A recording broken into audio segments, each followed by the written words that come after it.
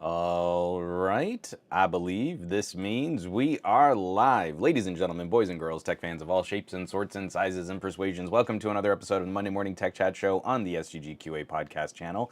I'm Juan Carlos Bagnell, aka Some Gadget Guy, the SGG of this terribly named podcast series. But the important part of all this is, of course, the QA, the question and answer, which I'm a little anxious. Every time I touch anything in Restream, is anyone seeing the chat on the sidebar? Because every time I touch it, it like vanishes. Hold on, let me just. Onscon is saying, hey guys, I'm gonna go ahead and close that now. Okay, I think it might stay now, but like every single time I would go through and I would like toggle the music or change up the design, it just reset everything. So I think from here on, if I just leave stuff alone, the chat should show up and I can read what you guys are sending me. Hey everybody, I hope everyone out there had a lovely weekend. Sorry, the whole spiel for this is you're about to listen to a tech podcast where we're gonna dig into some tech and politics. This is a really news heavy week for the show. Lots of machinations and regulators and FCCs and all of that fun stuff. But we also want to spend some time talking about some of the fun gadgets. We got that sneak peek on the Pixel 8. I have a bunch of people that are trying to hit me up, like really interested in what Panasonic might be doing with their next Micro Four Thirds camera, as I am streaming this show right now on a Panasonic Micro Four Thirds camera, and I'm really torn on what their announcement tomorrow might look like. So, we've got tons and tons and tons of stuff to cover. I hope everybody had a lovely weekend.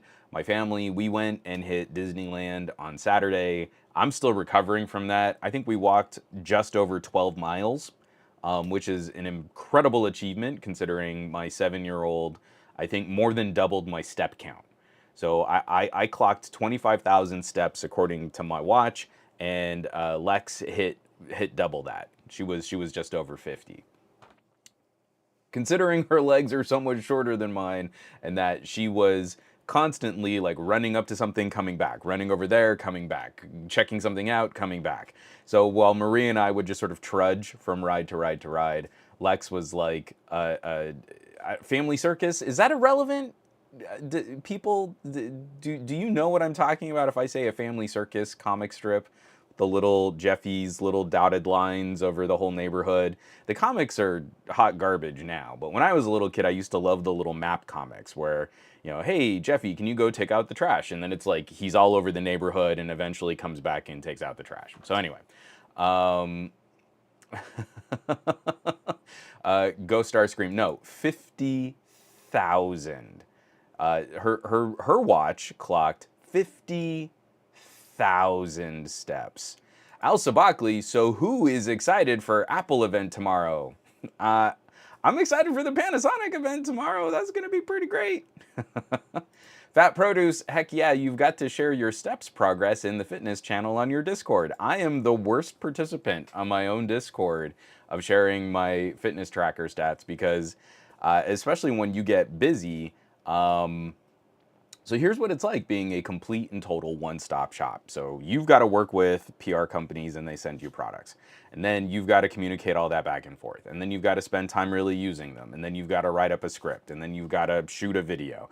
And it takes forever to shoot all the B-roll. And then you've got to edit all of that together. Then you've got to render that and upload it to YouTube, which you got to babysit. And then you've got to design a thumbnail. You've got when you do it all by yourself, there are some weeks where I never close my circles in my fitness tracker. So I did share my screenshot because I was proud of 25K in a day. That is up on the Discord. So if you need to see the actual number, I did share that. But I'm going to try and do a little bit better and more consistently. Like one, just getting out and maybe taking a walk on my lunch break, get a couple thousand steps there. But it's pretty rough. So, I already got sidetracked. This is a really, really, really news-heavy week, so I'm gonna try and jump in. We've got to cover some housekeeping. Because of all of like the yell talking that you've got to do when you're out at a theme park, my voice has been shot. I do feel just like this little tinge of a postnasal drip happening in my voice, so this is probably going to sound a little snotty today.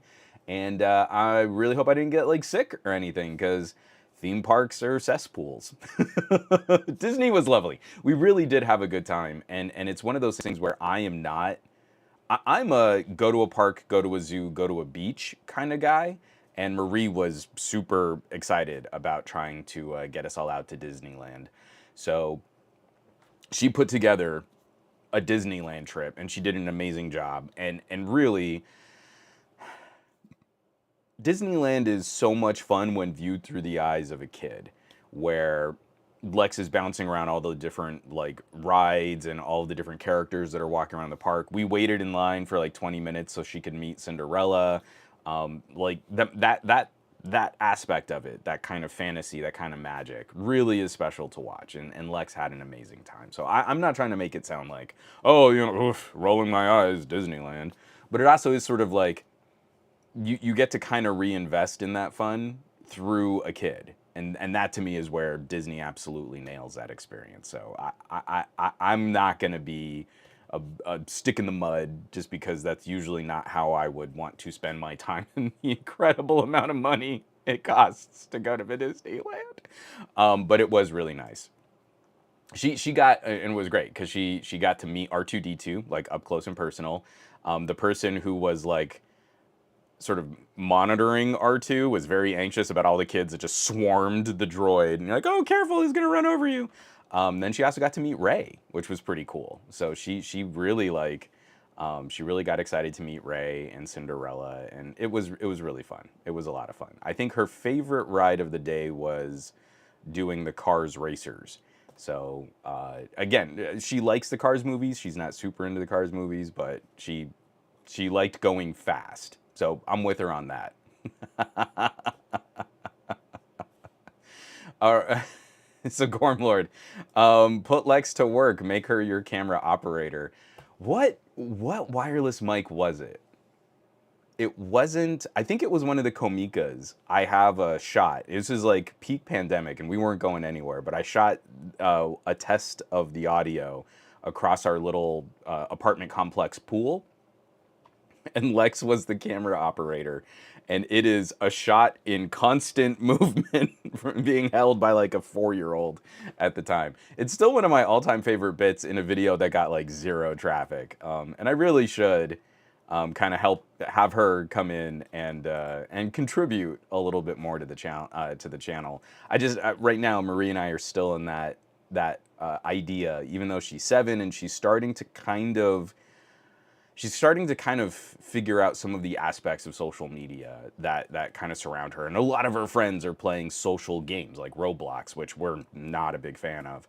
I still don't feel she can weigh in yet on her likeness being used on a YouTube channel. So we're almost there, but I figure like in another year or two, she might be game to like actually jump in or be on camera or do some other stuff. So we'll have to see. We've got a great crew in here now. We got lots of folks, but I do have to push pause here for just a second for JMan150. Gets my Juan doesn't have a soundboard trumpet blare of victory. Gifting a tier 1 sub to Mountain Dew Lou. Thank you so much, JMan150. I really appreciate it. And just for the last several weeks, you've been an incredible support on this channel, especially on the Twitch side of this stream. So thank you. I really do appreciate it. And for everybody who's sharing and subscribing and promoting and talking about podcasts or reviewing podcasts on whatever podcasting app you might use. This is sort of our last bastion of creator media that isn't completely stepped on by YouTube algorithms or Facebook or anything like that. So if I could just run all of my commentary through podcasts, I would do that instead of shooting individual videos. It's getting rough out there, folks. It's getting really rough out there. All right. So we're already getting lots of questions. People are talking about like whether or not we'll see any exciting Pro updates for the iPhone. Raymondit, is anyone excited about the Pixel 8 Pro? I hope we get some form of DeX with this model. We're going to have plenty to chat about as we get into the gadget block, second half of the podcast, probably in about an hour. But I do want to knock out some housekeeping and get through this news.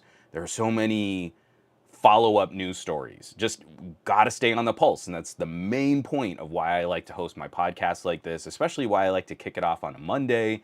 It's not just we caught a headline 6 months ago and now we think we know what we're talking about. It's really trying to keep up with these tech stories as they change, and the politics on this stuff gets super messy. So it is 9:10 in the a.m. Let's knock out some housekeeping. This week was a little easier just for everything that's been kind of going on. The big video that I put together, I took a second to revisit a phone that I don't think I did the best job of covering when it launched. So this is the Vivo X90 Pro on Android 14 beta. 6 months later, I finally get it now. And so I'm a huge fan of Vivo. All of these camera-focused phones each have a very specific flavor on what they're trying to accomplish. If you're talking Xiaomi and Leica, they've got a kind of style of image processing that to me is really trying to look like old film. If you look at Sony, it is a very analytical, sharp, precise, and high frame rate style of photography. You look at a Pixel, it's all about the easiest point and shoot HDR that you can accomplish. And Vivo kind of lives in this space somewhere in between that low light HDR processing of a Pixel and some of the more photographic controls and lens elements of a Leica. So this is the Zeiss branded team up between Vivo and Zeiss, and I did not properly position that phone when it first launched. I had been spending all my time shooting on phones like the 12S Ultra, but internationally we did not get the top of the line version of the Vivo. We got the Pro, not the Pro Plus. So I put together this video coming back because Vivo's actually done a pretty good job with some of their software updates and running the beta, and so you can get the full look at that. Not as a spoiler, but just as like a part of this conversation. I break down a little bit more of some of my performance testing. That's usually something I only put up on the Patreon now. I tried doing benchmark videos for phones. No one was really interested in benchmark videos for phones. I mean, let's rephrase. Everyone wanted me to do only iPhone versus Samsung. And I don't care to do iPhone versus Samsung. To me, that is mind-numbingly boring doing all of that testing to try and put all that together. What I really wanted to show was like, hey, real world apps, not synthetic tests. We can put this all together and you can really see this phone is actually a little bit better at processing photos. This phone actually is a little bit better at playing games. This phone is a little bit better at managing compressed files. You know, like all of those things that are the individual parts of a synthetic benchmark. But what does that look like when you use a real app? No one cared. Nobody cared. It wrecked my YouTube stats. Those videos did garbage traffic. I shifted them over into just written text pieces on somegadgetguy.com. That never got any traction. So now those kind of live over at the Patreon. A new device comes out and I'll put together sort of my first day. I'm really trying to test the performance of this and see how it compares. For the Vivo X90 Pro revisit, I talk a little bit more about what that looks like because it's got a Dimensity, and we're going to be talking a little bit about MediaTek later on in this podcast. People say, oh, well, the Snapdragon's more powerful, but what does that really look like? And if you could save a little bit of money on just the high end of the compute performance, what else might you get in the ballpark of like a Galaxy S23 Plus? And I think Vivo has a beautiful recipe for balancing that. So are you really taking a significant compromise in performance, but what are you getting if they are able to use a less expensive SoC than what Qualcomm sells? So just another quick no sound deck of glory to Anderspand. Subscribed with Prime, subscribed for 20 months now. Andersband, we're coming up on your 2-year anniversary. That's amazing. Thank you so much. I really appreciate it. And all of the conversation and all of the support on this channel is greatly appreciated. I'm going to take a quick drink of water because I'm already getting kind of cloggy. So 2 seconds.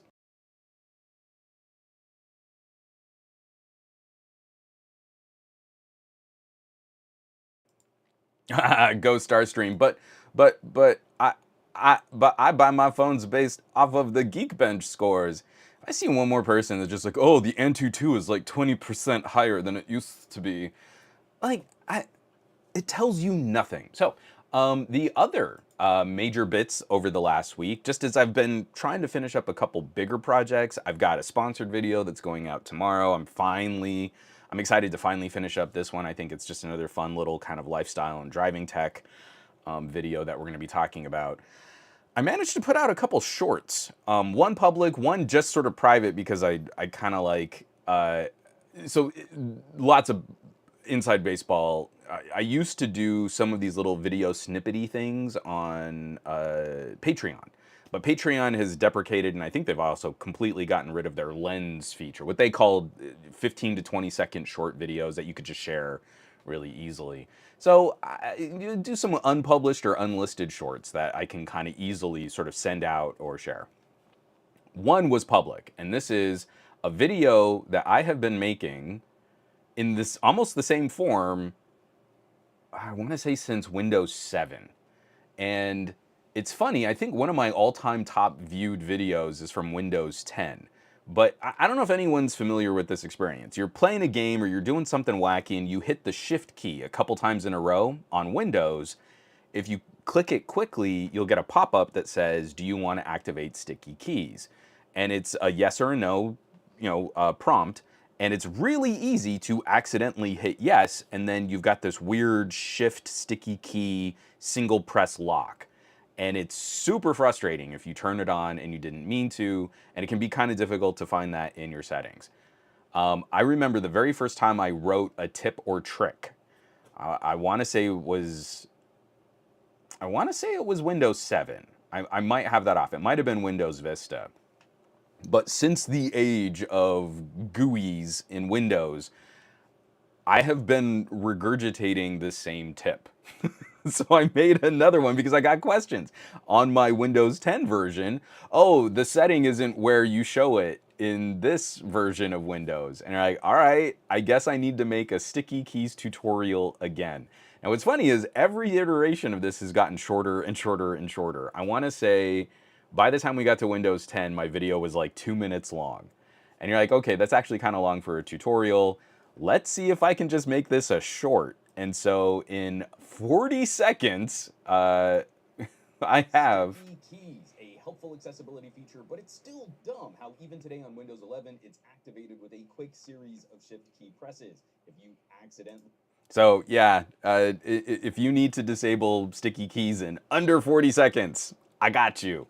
The other short that I put together is just a little bit of fun. With everybody talking about like Vision Pro having error hand gestures, I think Meta is showing off some of their hand tracking. HTC has their hand tracking in beta, and I think Xreal. So not for the Xreal display glasses, but for the Xreal AR glasses, the more 6-degree headset from Xreal, they just worked out a new developer beta for hand tracking, so you can kind of track your hands. I think it's funny because Apple is going to put out a $3,500 headset, and I guarantee you the hand tracking is not going to be perfect out of the box. Hand tracking is really hard, and look at every single Apple Vision Pro demo where the person using it is doing simple tactile gestures to navigate the UI of the headset. That woman is always sitting in like a side saddle, knees on couch, like perfect slope, so that like the headset cameras down here will track her hands lower, like on her lap, but not really on her lap, like on her knees, so that all of these little fine motor gestures can be tracked by the headset. So as long as you sit perfectly still and super awkwardly positioned for the camera's headsets, it's gonna work great. Now, whenever we've done air gestures in the past from Samsung, from Google, and from LG, well, they were never good enough.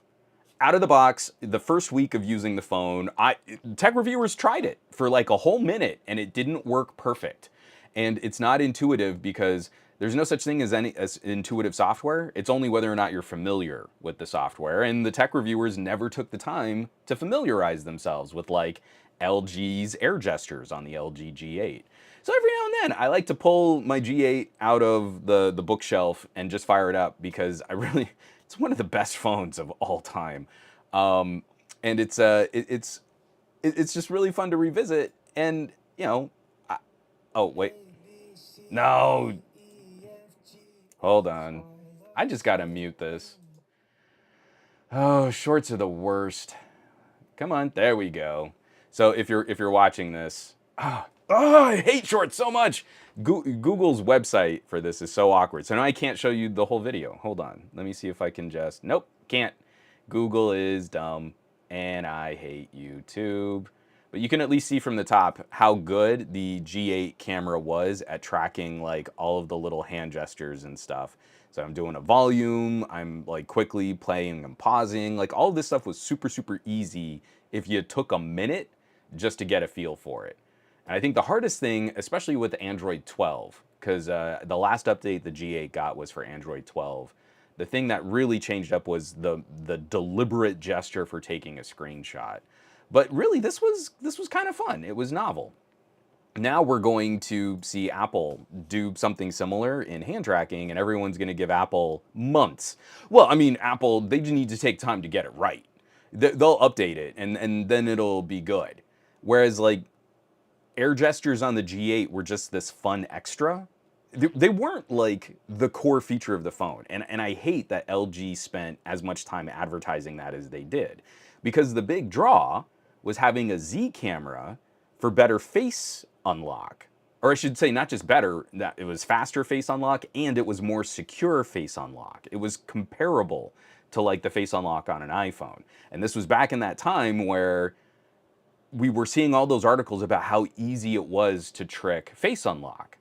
So Samsung had experimented with iris scanners, which didn't work great with glasses, and they were more deliberate, like how you had to hold the phone up at your eye or up at your face so that it could scan your eyes, but it was more secure.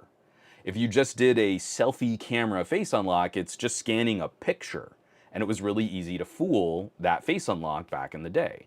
So LG says, hey, let's put a Z camera in the front of the phone, and now we'll have secure face unlock. And it was comparably fast. You could also set it to directly open the phone, unlike the iPhone where you hold it up and then you have to swipe it, which is stupid. It is so stupid that you have to do that. So they added this fun little extra too where, hey, we can actually show you the Z camera tracking your hand and all of your fingers and how articulated and detailed that camera is. And you can do something fun. Hey, you don't want to get your phone messy, you just hold your palm up, do a little claw grab, and then it activates a series of commands that you can use to like control your music or take screenshots or do some other stuff. Everybody panned it. Think about every single reviewer's, oh, who's really going to control their phone like this? This is so dumb.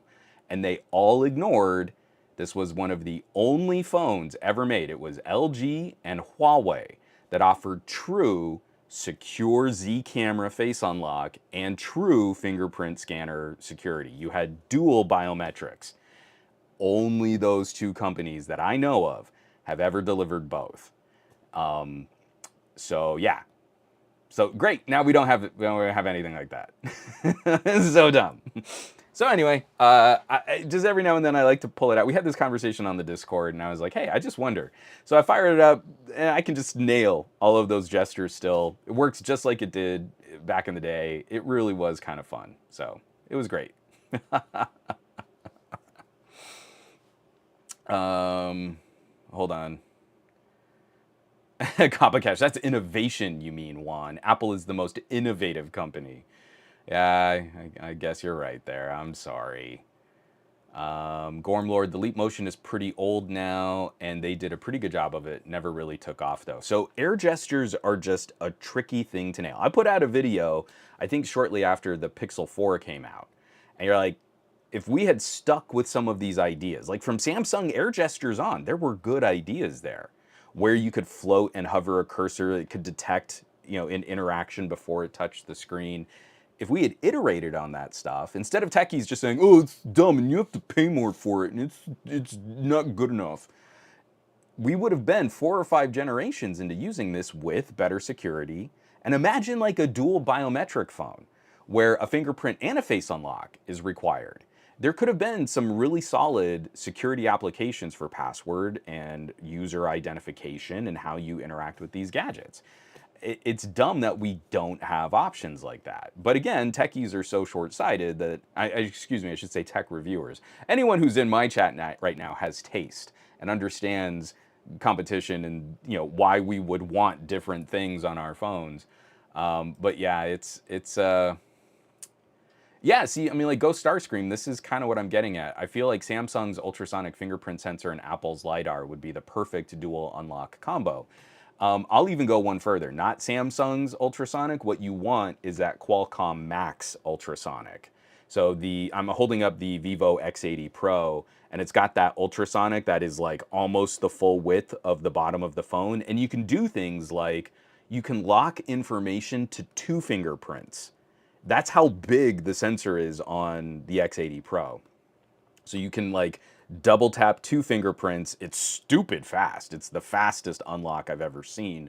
But then it purposely, you can customize what parts of that get locked to different pieces of information. When you have options for doing different things with your biometric security sensors, you can do some really clever security and privacy stuff on your phone. And if we had something like what Ghost Starscream is talking about, I would want the Qualcomm Max with a front-facing Z camera for dual biometric would be phenomenal. But again, the LG G8 just isn't worth it enough. So I guess no one should ever have this kind of features or functionality. You should just buy an iPhone.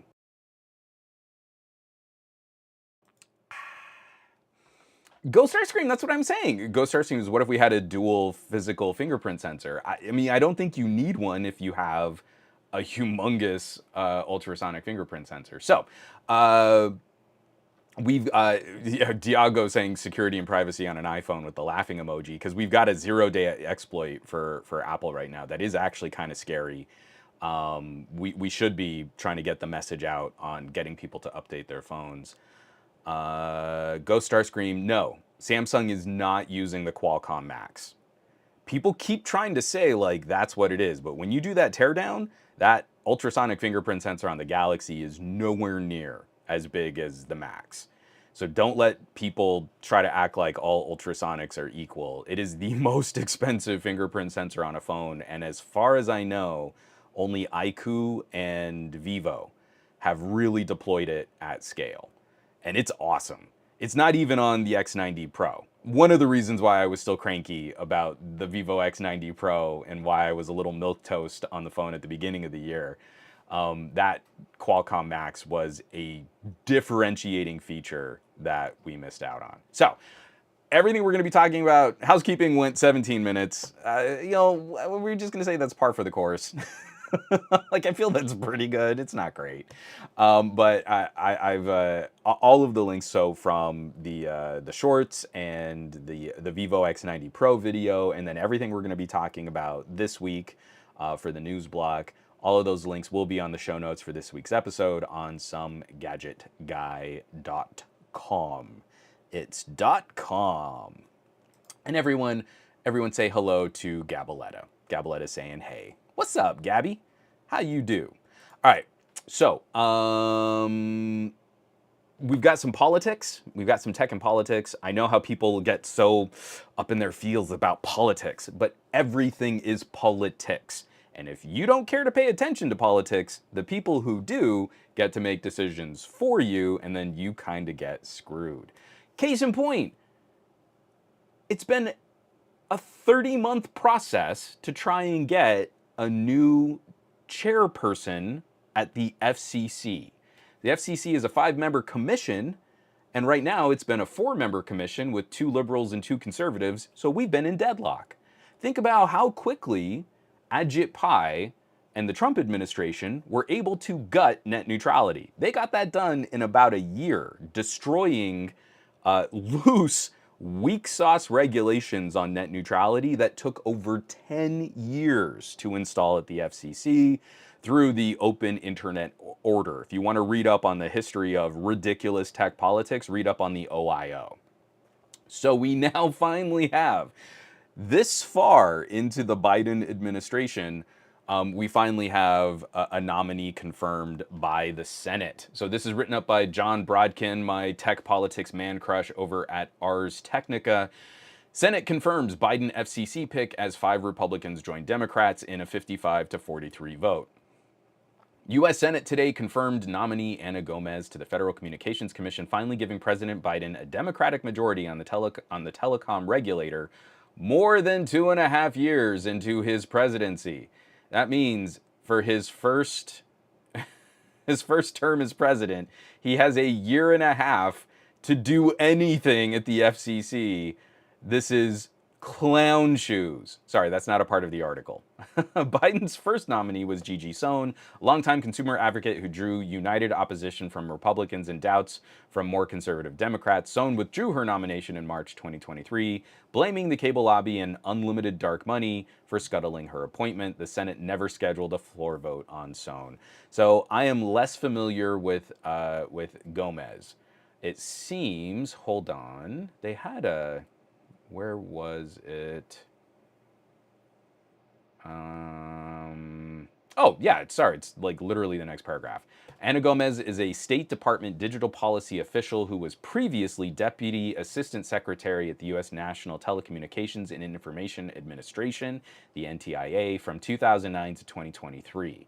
A lawyer, Gomez was Vice President of Government Affairs at Sprint Nextel from 2006 to 2009, and before that, spent about 12 years at the FCC in several roles. So she jumped from the FCC to the private sector, working at Sprint Nextel, then came back to the NTIA, and is now the 5th member of the FCC. We can finally vote on things and not have complete deadlock at the FCC. This is also the frustration of being a reasonable person in this age of information. Because when you're facing these types of, I guess, both sides suck kind of political commentary, because I'm not really impressed with the Democrat strategy right now, but I feel like the Republicans are going full mask off crazy. It matters when one side actually still tries to hold to some decorum and the other side just makes stuff up. So a couple of Republicans actually crossed the line to get this nominee approved. At some point, you need a functioning FCC, even if you're a crazy conservative who is looking to tear down regulatory action. The market needs some kind of stability in how regulators function. Corporations need to know what the lines are, because when you got rid of net neutrality through the FCC, every state in the United States started talking about their own flavor of net neutrality. So if you're a telecom, you don't want to have a New York flavor of net neutrality and a California flavor of net neutrality, and I don't know, maybe an Ohio version of no net neutrality. That is terrible for business. If you're pro-business, you want one loose, light, reactive federal standard, and then the entire nation of telecommunications companies know how to operate. It was bad for business when Ajit Pai gutted net neutrality at the FCC. It has remained bad for business, and it's been bad for taxpayers because we've been fronting the bill on millions of dollars worth of court fees, as every single one of these laws at the state level gets challenged by major telecoms, because Verizon has had a ton of success suing the federal government over net neutrality. Well, they tried to do the same thing at the state level. So guess what? That's all money out of your pockets as taxpayers. That's bad. So we get to all of this, and what is the top quoted conservative response to this new FCC chair? Well, one Mr. Senator Ted Cruz out of Texas, quote, "If confirmed, she would give the Democrats a majority at the FCC that would enable them to impose a radical left-wing agenda, including investment killing and job killing so-called net neutrality rules, otherwise known as Obamacare for the internet. I strongly oppose her nomination, and I encourage my colleagues to do the same. So at this point, it's just word salad, right? What are boomers going to be afraid of? I don't know. Let's see if we can call it Obamacare for the internet. You know, net neutrality, that thing that prevents boomers from having their precious Fox News blocked on the internet. You know, the thing that would actually be in their best interests, especially when it comes to news outlets that just straight up lie and misrepresent the truth.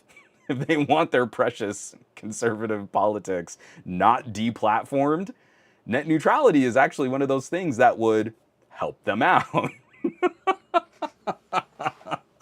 So I had to get that all out of my system because this is not a both sides issue. If you're a conservative, especially of the libertarian variety, a loose standard net neutrality is exactly what you want. You do not want individual flavors of this at the state level.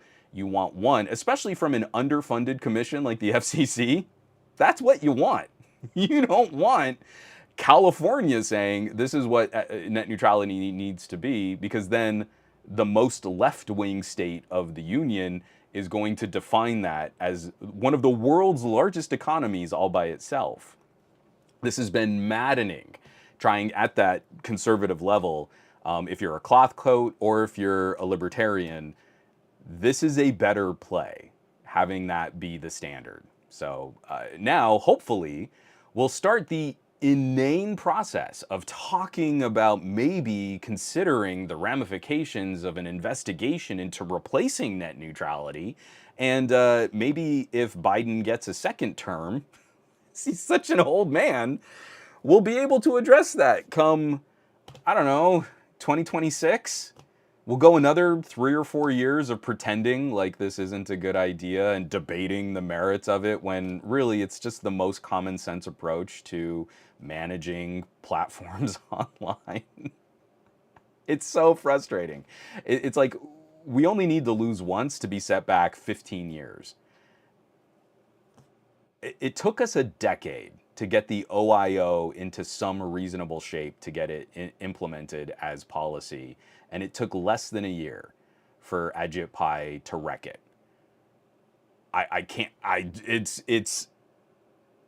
It would be hilarious if it weren't so sad.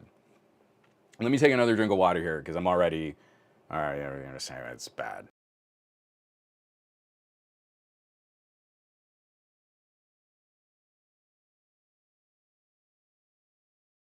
Well, Sveticus, from your keyboard to God's ears, honestly, just treat the internet as a public utility and be done with this. Cheap broadband for everyone, do away with the middleman gouging us.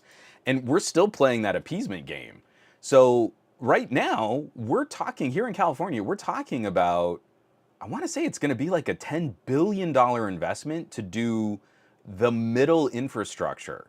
The stuff that telecoms used to claim that they were sort of in charge of, we're going to be fronting that as taxpayers to finally start installing fiber to more residential.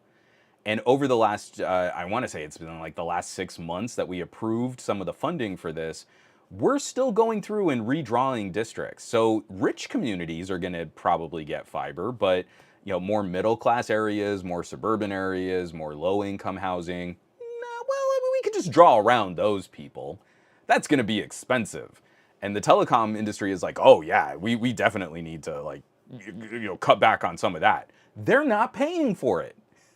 After decades of giving them tax breaks and tons of public financing, every year there's a new story about how the telecom lobbyists are going to Washington to say, we just need more taxpayer funds. Sure would be a shame if our network couldn't keep up with the rest of the world. I don't know, guess we need more dollars. And then we don't get anything for it. And so now California is like, okay, well, for at least the greater Los Angeles area, what if we just did the middle infrastructure ourselves? So we're gonna pay for it. We're gonna pay for fiber to home so that other companies can profit from taxpayer investment.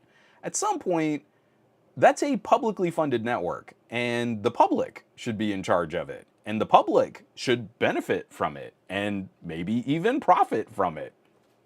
It is so dumb. It's so dumb.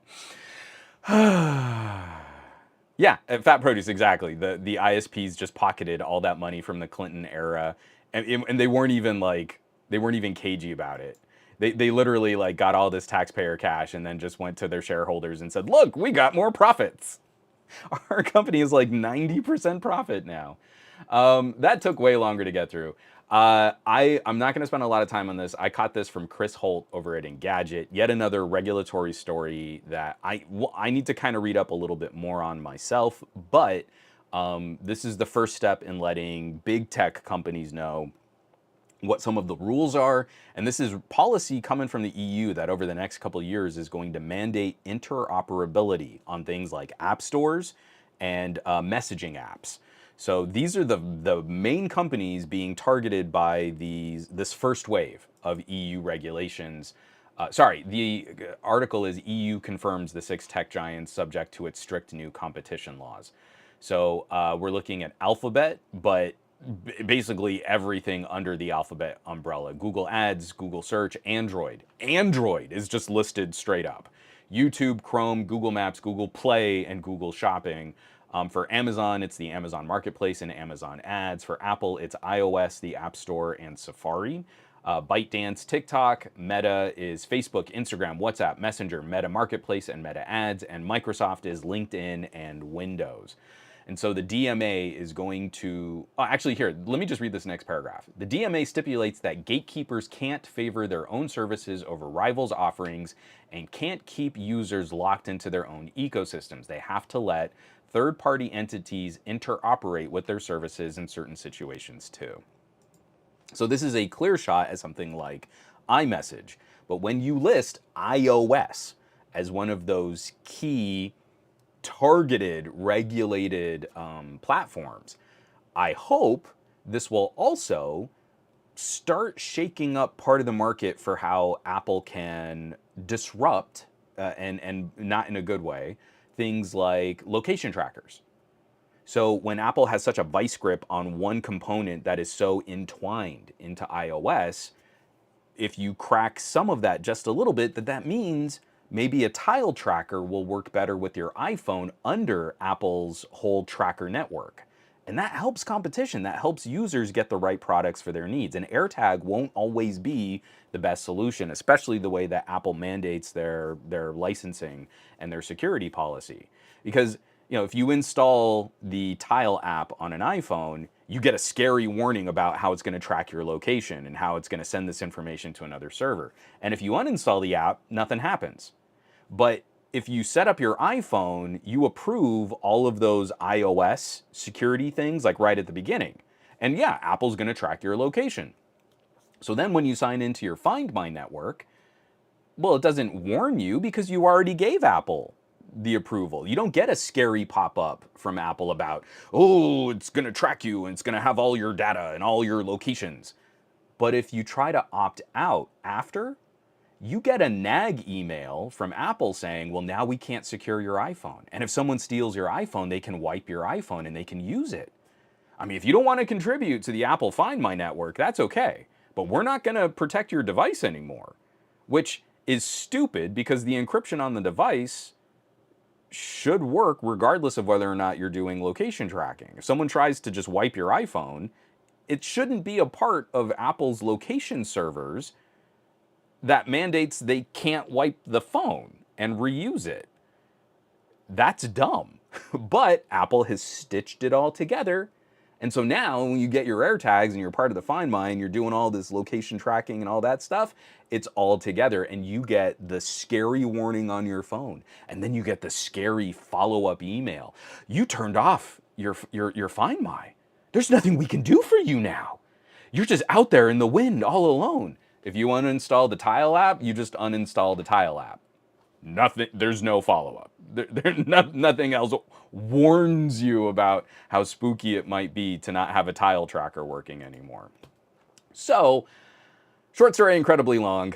This is a first step in that. The EU is doing the work, and I think I haven't agreed completely with every step of the EU's new regulatory policies on big tech, But they're the only ones that are trying to rein in some of these ridiculous business practices that all infringe on our personal data, our personal privacy, and hurt our security for all of our data being trafficked as the fuel of the economy.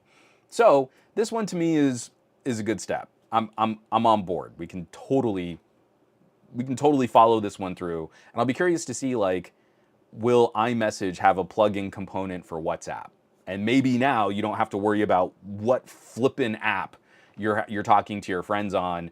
We can get back to like what BlackBerry was trying to do. You remember how quaint that was back in the day, where all of your messages and all of your instant messages and all of your emails and texts could all be kind of like one columned? It seemed like such a basic idea of using a smartphone for organizing all of your conversations. And now it's like I pick up my phone and I've got to go through like 9 different apps for how I communicate with people now. And that's dumb. That's just super dumb.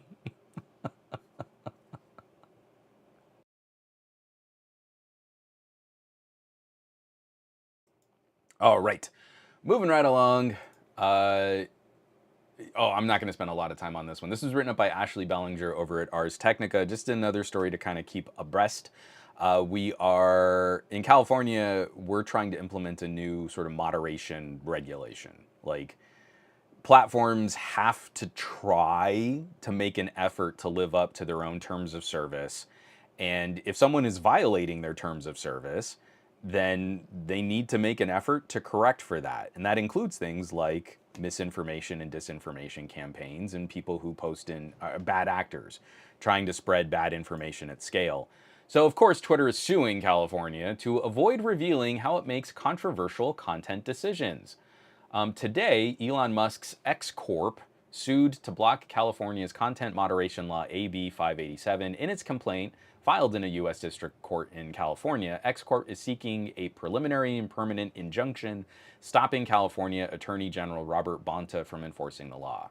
AB 587 passed in September 2022, requiring social media platforms to submit a Terms of Service report semi-annually to California's Attorney General, providing a, quote, detailed description of content moderation practices used and information about whether, and if so, how, the social media company defines and moderates hate speech or racism, extremism or radicalization, disinformation or misinformation, harassment, and foreign policy interference. Under the law, social media platforms must also provide information and statistics on any content moderation actions taken in those categories. I feel this is a very complicated law. I'm not entirely loving how California set up this policy, but the main crux of it is if you run a platform and you put in your terms of service, this is how the platform should work, this law is basically saying you need to live up to your terms of service commitment. You need to actually attempt to do what you're saying you're trying to do. And there is a sort of an outside legal argument to be made where if you wanted to run a social media platform just full of misinformation and hate speech, if you put that into your terms of service to say, this is what our social media platform does, it's basically just racism and fascism and like science denialism, and we don't have any content moderation, then you could do that. Then that would be a part of the terms of service. And I don't believe you would necessarily be beholden to this law. It's not that the law is mandating if you run a platform, you have to police the speech on that platform. It goes hand in hand with the claims being made by the platform. And the claim of Twitter, X, is still that they are a social microblogging, news-friendly kind of platform, which now under the Musk administration of Twitter, we all know that that's not true. We know that they're playing games with moderation. We know that they're playing games with monetization, how people monetize on their platforms. And we're pretty confident that they're not really living up to their rules and requirements for their own terms of service. They'll crack down on you if you step out of line, especially if you say something that Musk doesn't like. They're real good at making sure that they can slow your content down so that you can't send people to other news sites that are on sort of a watch list at Twitter. They actually get in between you and content from the outside web. At some point, you got to stop scrutinizing Twitter and acting like they're a good faith, earnest participant. Since Musk has taken over, every step of the platform has been pretty much in bad faith. They're still trying to hide behind these kinds of commentaries as if, oh, well, but I mean, it's just difficult running a social media network. It was another oopsies. We made another oopsies, and it was totally a bug in our system that we blocked advertisements from a free speech organization that helped everybody sort of, no, that was just a big mistake. Oh no. It doesn't matter that we're paying literal Nazis to post horrible content on our platform. That's just the popularity. It doesn't matter that our algorithm is now putting that content in front of people's faces.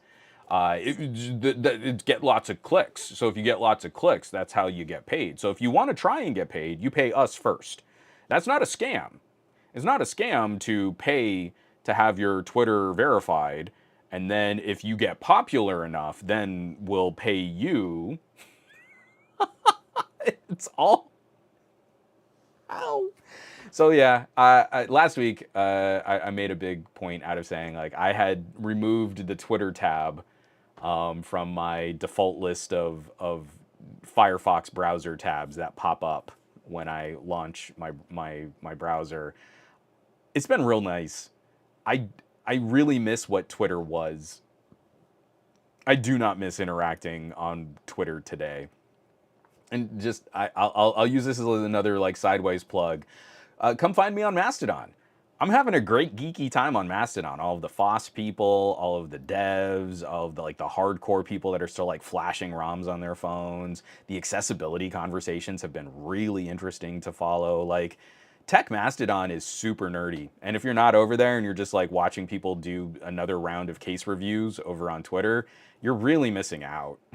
You really are. Moving on.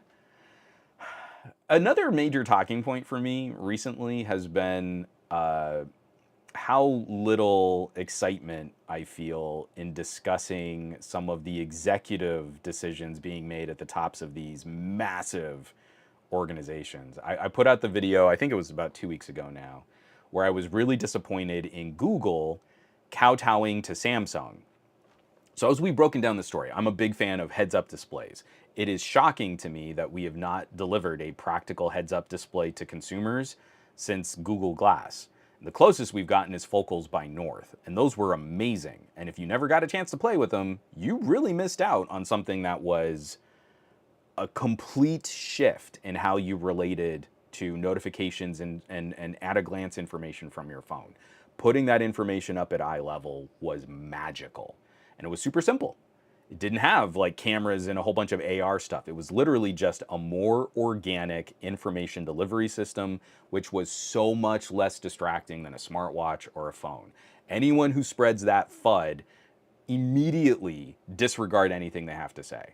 Oh, but if I'm talking to you face to face and you get a notification and I see your eyes do this for a split second, oh, well, I mean, that's going to destroy conversations. Where instead, the solution is to look at your watch, which is the most impatient gesture you can make, or hold up your phone so that you can see what's going on, putting this barrier between you and the conversation. So anyone who says, oh, I don't know about heads-up display glasses, that might be distracting. Shut up. And for anyone who's watching or listening to this, just cut that person out of your life. Like, push them aside. That is someone who is advocating for a status quo that we all know is super toxic and horrible. So we're going through all of this, like, Google was about to deliver Project Iris. They did the demo where they were doing real-time translation. They had bought Focals by North. And then we started getting those ripples on Vision Pro. And then Vision Pro was revealed and it was announced, and Google panicked. So they instead now are looking at a goggle solution where they're not going to make the hardware. They're just going to make the software that runs on other companies' AR goggles and glasses and stuff like that. They scrapped all of Project Iris, the millions and millions and millions of dollars of investment they'd put into it. They were even looking at custom silicon, so they had their own chips inside these glasses. All of that went out the window. And as we've kind of dug into the story a little bit more, it seems Samsung put the screws to Google. Samsung was very concerned about Google putting out their own hardware product and also making software to run on other glasses. So Samsung said, no one from the Project Iris team can ever see or handle or look at the hardware that we're coming out with. And Google didn't want to upset Samsung, so they capitulated. They kowtowed to Samsung and they scrapped Project Iris. And now we're seeing that Samsung's big play in this is to make another really expensive set of goggles that won't be quite as nice as Vision Pro. So yet again, Google and Samsung are copying Apple, but with a lesser than product probably, and one that will probably be less polished, and an ecosystem that no one's really going to support. If we see like what happened with Microsoft's mixed reality, that's not really going to, you're going to get one generation of companies giving you some token effort, and then they're all going to leave, because that's sort of what the state of VR and mixed reality is right now. So instead of having the actually disruptive heads-up display, sleek, lightweight, easy to use, easy to operate, companion to your phone, heads-up display glasses, we're going to get another Apple copycat wannabe goggle mixed reality solution that's going to be ridiculously expensive and probably not as good. So that's where we're at. I have been so unimpressed with Google executive leadership right now.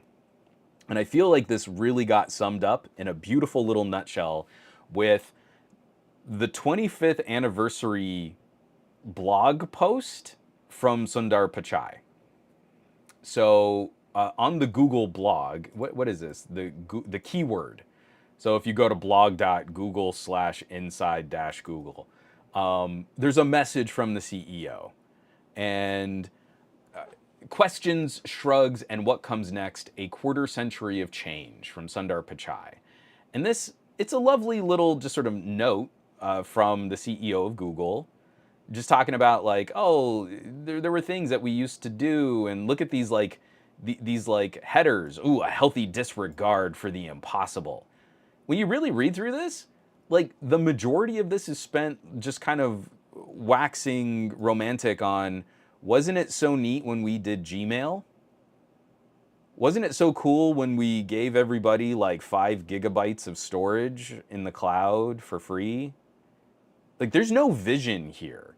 He even makes like a little dig at like, oh, and we've even taken our share of licks. Everyone remembers Google Wave, right? And it's like, you can't lean into the comedy of killing projects at Google when that's the reputation your company has. It's not funny anymore. We're seeing this company scrap every single major position that they've started a market with. I mean, a recent example would be something like Stadia. Google did this incredible proof of concept. The Stadia tech worked great. They just had a really dumb licensing arrangement, and they didn't own a whole bunch of game studios like Microsoft. So instead of pivoting that tech into being the backbone for other services or other subscriptions or other ways that we can engage with this kind of streaming, well, we'll just kill the project. It's too difficult. Project Iris. Oh, we don't want to upset Samsung. Let's just kill the project. Time and time and time and time again. And so now it has become the cycle. It doesn't matter what Google puts out next. People are going to wait to see if it really takes off, which means you have far fewer users at launch because you've got so many people who are now cautious and gun shy, and they don't want to invest time and money and effort into learning a Google system and then knowing that eventually Google will kill it. So it becomes a self-fulfilling prophecy because you don't get enough new users at launch. Google says, oh, you know what? This really isn't working. We gave it a good 2 years. It's time to pull the project on this. And that validates the concerns and the caution from everybody who's looking at Google from the outside saying, hey, that looks really cool. Should I give it a try? Let's wait to see if Google kills it in a year. Let's wait to see if it's still here in 2 years.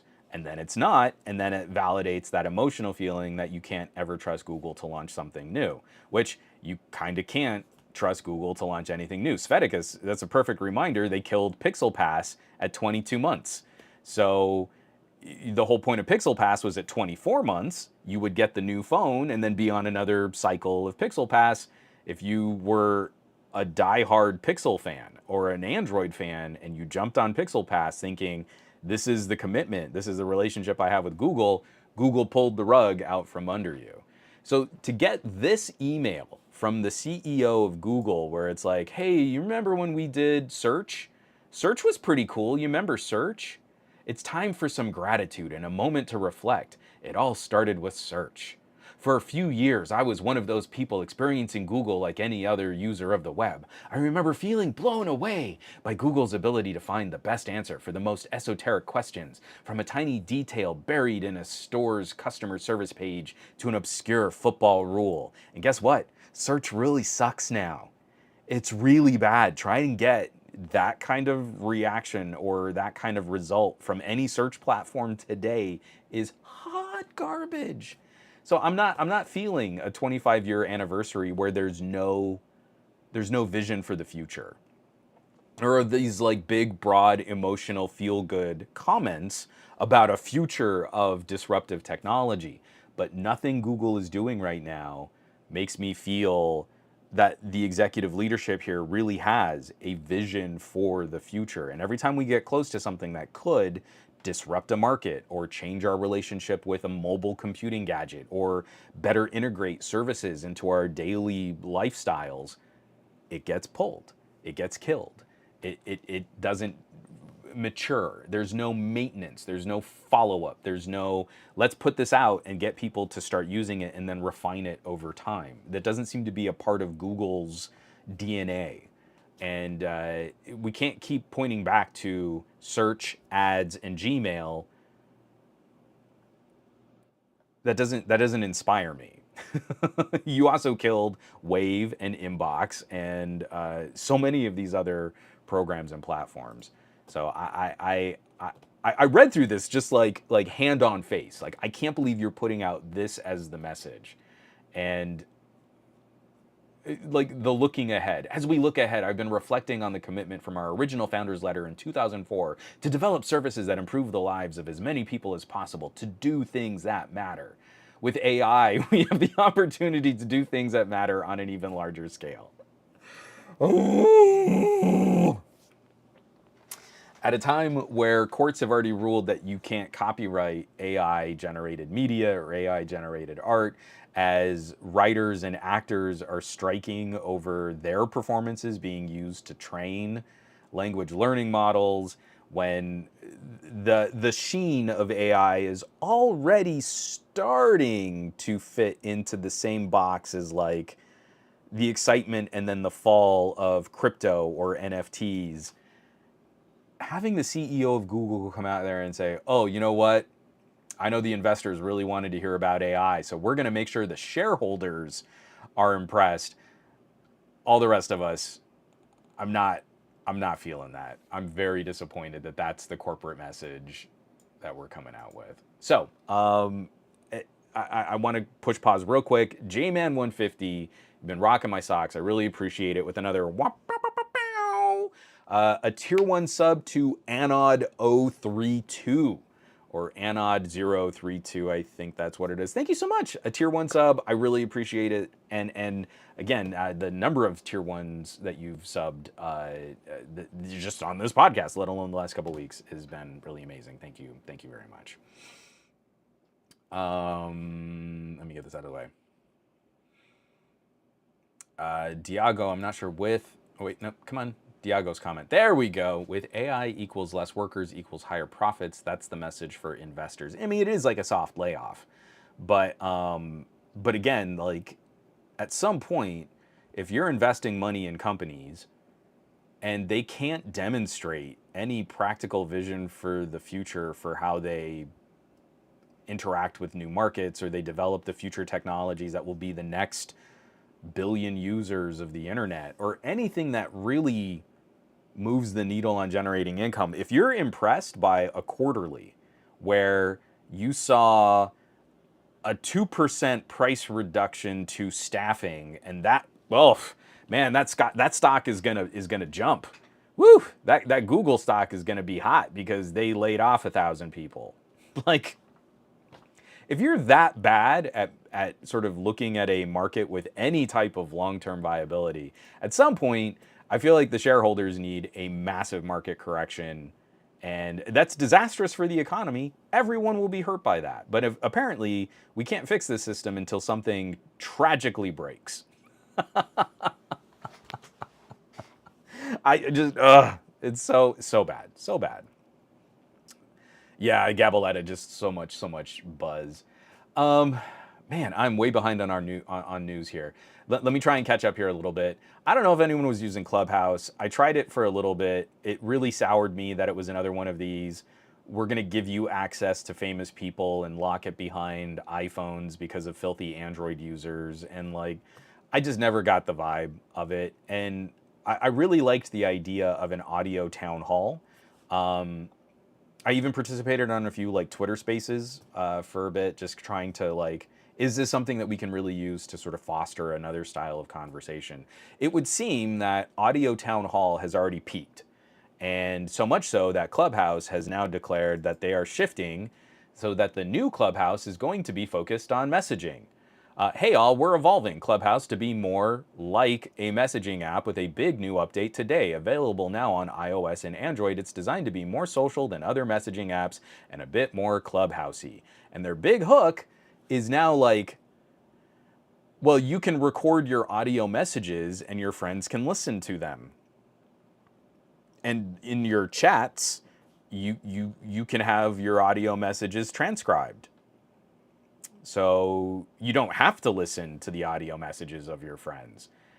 And I don't think that's really all that special. First of all, I hate audio messaging.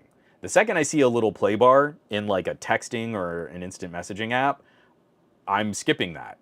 If there's any relevant information in that, I'm never going to hear it. And I hate that when I'm going through, oh, what did they say? I need to get this piece of information. It's somewhere in this 45-second audio clip.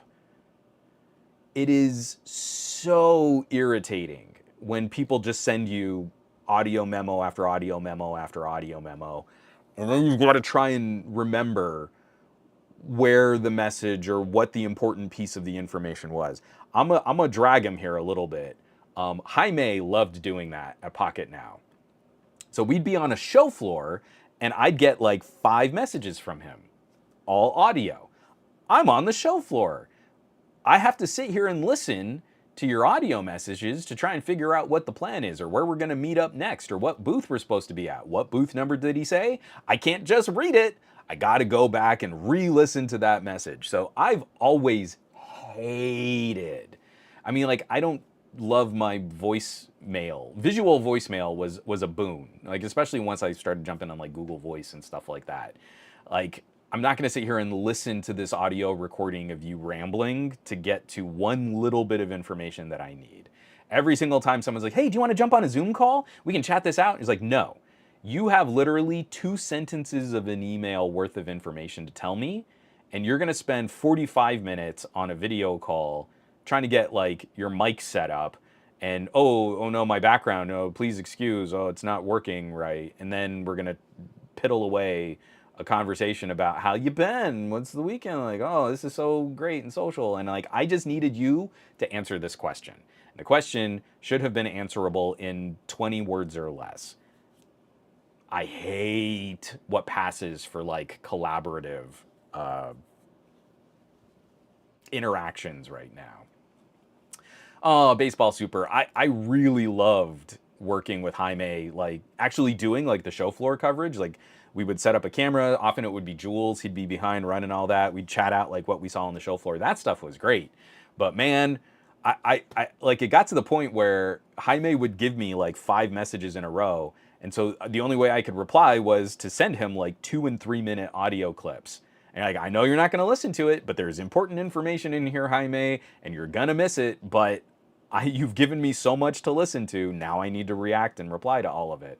And it took a lot of confrontation between the two of us just to agree maybe it's better if we just wrote out the important piece of information.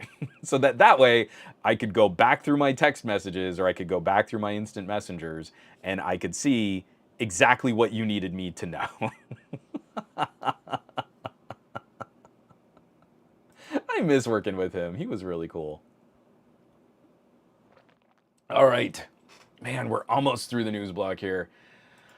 Two more Google back-to-backs. I just want people to keep an eye out on this. I have not been able to find any information on it. Someone in the chat, if you're using this, if you're a part of this demo, I've looked at what to sort of try and decipher from this. Google put out this YouTube test features and experiments blog post. And buried in the middle of this was one little note from September, sorry. Buried in this was a little update from last week, testing Playables on YouTube. We're starting to test a new experience on YouTube called Playables. Playables are games that can be played directly on YouTube on both desktop and mobile devices. If you're part of this experiment, you'll see a section on YouTube called Playables. I'm not immediately dismissive of this idea. The Google Play beta for desktops is garbage. So the Google Play beta is you install this Android emulator on a PC, like I'm gonna have a Windows 11 PC, and then you've got a select list, a small catalog of Google Play games that you can play on your PC. They're all terrible. No, I shouldn't say terrible. They're all microtransaction heavy games. So most of them are like gotcha style games. You've got a few on there like Genshin, sure. I understand why people like playing that game. It's not for me. But everything has a component built into it for additional monetization through aggressive microtransactions. Google Play's beta runs like garbage. So I still have an older system. My main workstation is pretty old. It's pretty long in the tooth now. It's an older Threadripper with a 2080 Ti. That GPU, not hot stuff. In fact, like I probably could have stuck with my 1080 Ti and I'd still be in roughly the same ballpark today for like editing videos and stuff. But I got the 2080 Ti. I've got a Threadripper. I've got a ton of RAM. I've got fast SSDs. Like this is a workstation grade machine. I am getting miserable frame rates on like basic racing games that a Snapdragon 700 series, a mid-ranger phone would easily be able to beat. It's real bad. It's real bad. So I feel if there's like an opportunity for Google and YouTube to reach out to other game developers and maybe make it more of like a streaming solution. This is exactly what the Stadia tech should be used for. Like we've got this little developer, they made this cute little game. You can play it directly in your browser. You just go do it. You know, here's YouTube, there's a little game section, click it, jump in, it's awesome. That would be great. But until we get some better game streaming functionality out of YouTube and all of that infrastructure, I still kind of feel like Apple Arcade and Netflix have the better current technology variation on that. And there are a bunch of new games on Netflix now. Some really good stuff.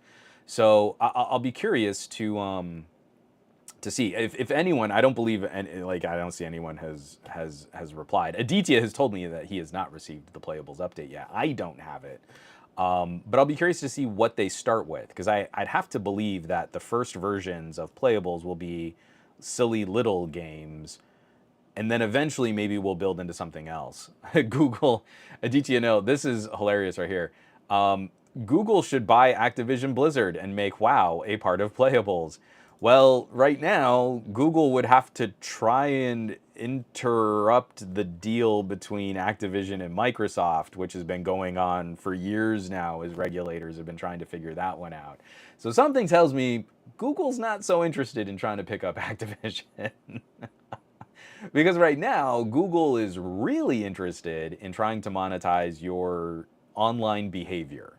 They're really interested in trying to find new ways to circumvent anti-cookie tracking capabilities, and the new updates coming out for Chrome are now really focused on it's called Flock, that new like user list of behaviors that can kind of keyword your traffic and then send all of that data to people who do marketing and analytics. So Google Chrome just rolled out a new way to track you and serve ads. Here's what you need to know, written up by Erica Mealy over at theconversation.com. This is the first article that I caught up, but lots of outlets have been covering this too. So this article is actually pretty handy. She breaks down sort of what we used to use before. I mean, she even has a cute little explainer. Wait, what is a cookie? And then talking about recent changes to regulations. So she mentions the General Data Protection Regulations, that's Europe's GDPR, and the California Consumer Privacy Act, the CCPA, and then how that has affected companies' abilities to monetize online traffic. And now we're going to more of a sandbox approach with Flock features on Google Chrome. Now, this was rolled out sort of piecemeal as sort of a test for some Chrome users to see how content could be tracked. And now it seems like it's just going to be a bigger part of the wider spread on Chrome. So that's coming out to a Chrome browser near you. As you might have noticed, if I can get my like mouse up here to the corner, I have been on Firefox for years now, and I really like my Firefox. And while Firefox has some issues of their own with some of their individual services that will report to advertisers or allow for tracking pixels and cookies and things like that, it is the only browser that is not built on Chromium for us to use. So it's one step removed from Google's grip on the sort of web browser market. What is Chrome up to now? It's like 60% market share, somewhere in that ballpark. Someone please correct me on that. So the influence that Google has over other variations of web browsers, even like Brave or Microsoft Edge, is pretty substantial. And with Chrome proper making this move, where it's Chrome at I want to say it's about 60%, and like I said, someone please in the chat kick my butt if I'm off. But I also want to say like Safari somewhere around 15% as the next closest competitor. So that's not great. If we're talking about like anti-monopolistic business practices, you could make a Chromium browser and try and circumvent all of this sandbox style tracking. But really, if 60% of the market is already just sort of leaning into this as the way that companies interact with user data, well, maybe at some point you just play ball. It is really sad that, for me, it's really been sad that Firefox has just continuously lost user percentages. They keep getting a smaller and smaller and smaller market of the browser industry. The newest updates to Firefox have been pretty sweet, and we're almost there. I think they're starting to beta a wider collection of plugins for the mobile browser. So mobile Firefox used to use all of the same plugins as desktop Firefox, but Android changed how it handled applications running in the background, and browser plugins can be very costly in terms of power and efficiency. So they whittled that all down, and there was a much narrower number of browser plugins that you could use. And it looks like Firefox is starting to open that back up again for developers to bring desktop plugins to mobile Firefox. So that could be really exciting over the next year to see how that's rolled out too. Aditya Anil is saying 65.5% across all platforms according to StatCounter. That is a lot. That is a bigly number of web browsers out there that are just Chrome proper. Oh, I was even underestimating. I was off by about 10%. That's not great. All right, let me take another drink of water here.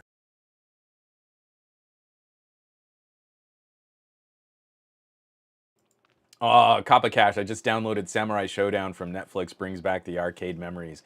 The Samurai Showdown port is pretty good, but I'm really disappointed that it doesn't have proper controller support, so I had to map a controller to the on-screen controls. And once you do that, it plays great. I hate trying to play fighters with swipe controls. The Transformers fighter game is okay. it uses this really simplified sort of swipe, side swipe control scheme, so that your robot comes in and like punch, and then you can swipe back for more of a defensive. It's okay. It starts to feel a little bit more like a rhythm game than a fighter. So like if you've ever played Thumper, the Transformers fighting game feels a little like finding that flow. You're gonna come in, you're gonna punch, you're gonna try and counter the other robot's attack, you're gonna back up. It's got a rhythm to it. Samurai Showdown is a legit fighter, and I don't love like on-screen controls for that. I've even played through platformers like Dead Cells. I made it through the first 3 Cell iterations on Dead Cells, all on touchscreen. If you ever want to play Dead Cells on hard mode, you got to play it on a touchscreen. But even twin stick shooters, things like that. As soon as you move it over to a proper controller, it's so nice. Like Teenage Mutant Ninja Turtles, Shredder's Revenge, classic arcade brawler, controller support, and that's, I think, the next step. We've got to get game devs to start looking at phones have been able to use controllers forever. I had an iPac 3950 Windows Mobile PDA running a 400 megahertz X-Scale CPU, and I could play Doom on a fold-out keyboard that you would plug into the fold-out keyboard in a weird portrait orientation. And I don't know, I was still in New Mexico, so that was 20 years ago. 20 years ago, I could play PC games on a proper keyboard on a Windows Mobile PDA. There is no reason why a game developer in current year can't include controller support for a fighting game that's going to phones and tablets. All right, so we're technically into the gadget block. It's 10:20. I'm only running 20 minutes behind. A real quick one, there's a 0-day out for iPhones right now. BlastPass has this right here.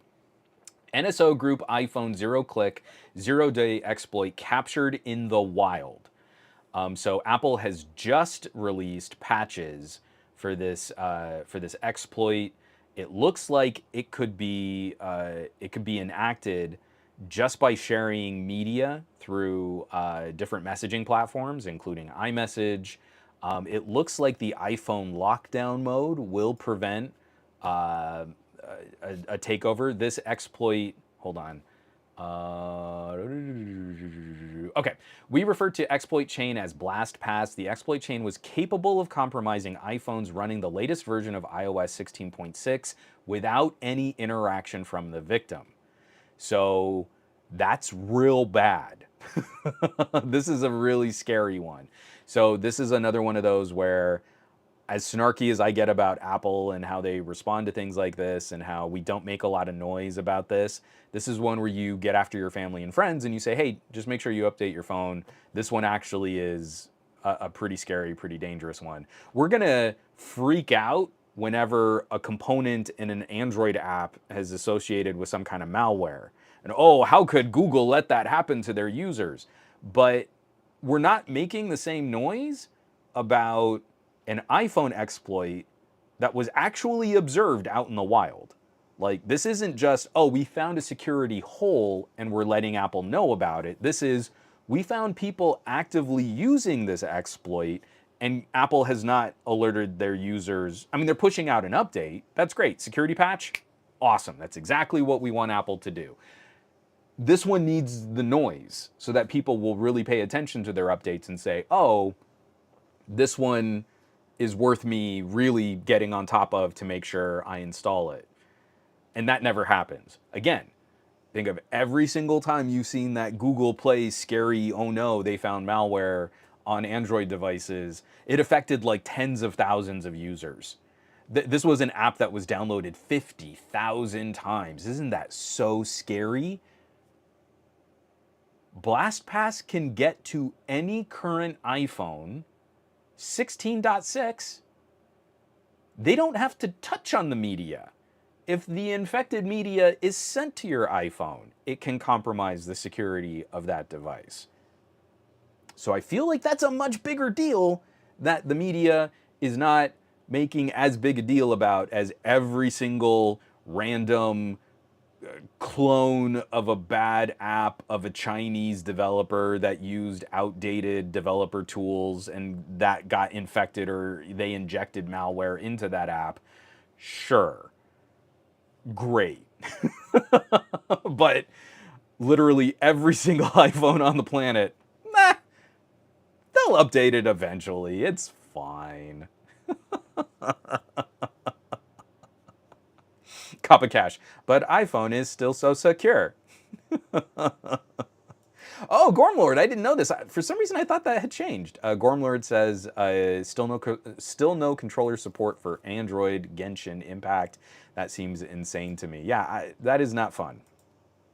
I want to say I could even crib together some controller support for like Wilderless and like some of those fantasy exploration games on Android. Another one that's just hold on, let me get this back. There's another one that's going to be kind of interesting to see at the end of this year into next year, the whole processor showdown.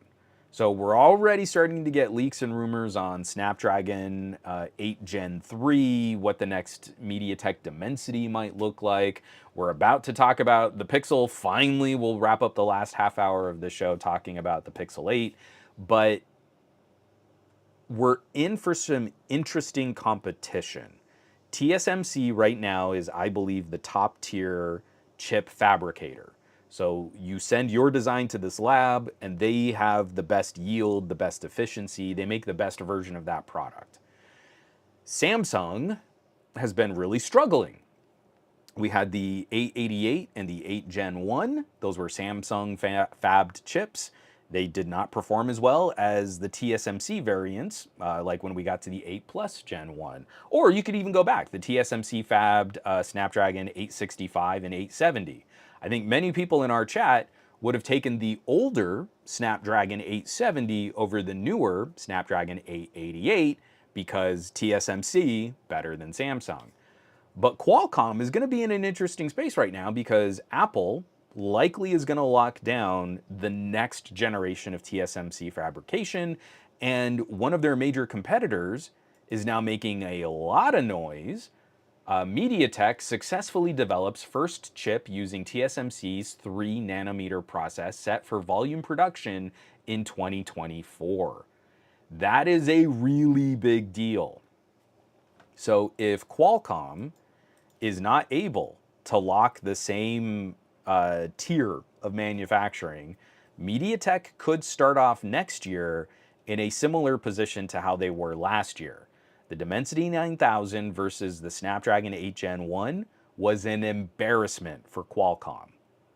That was a bad place to be, and MediaTek showed not only could we make a really good chip, they were nipping at the heels of iPhone performance per watt efficiency in their first major premium chip offering, while Qualcomm with Samsung was suffering some of the worst performance per watt we had seen since the Snapdragon 810. The chip that literally cooked phones to death and caused them to boot loop.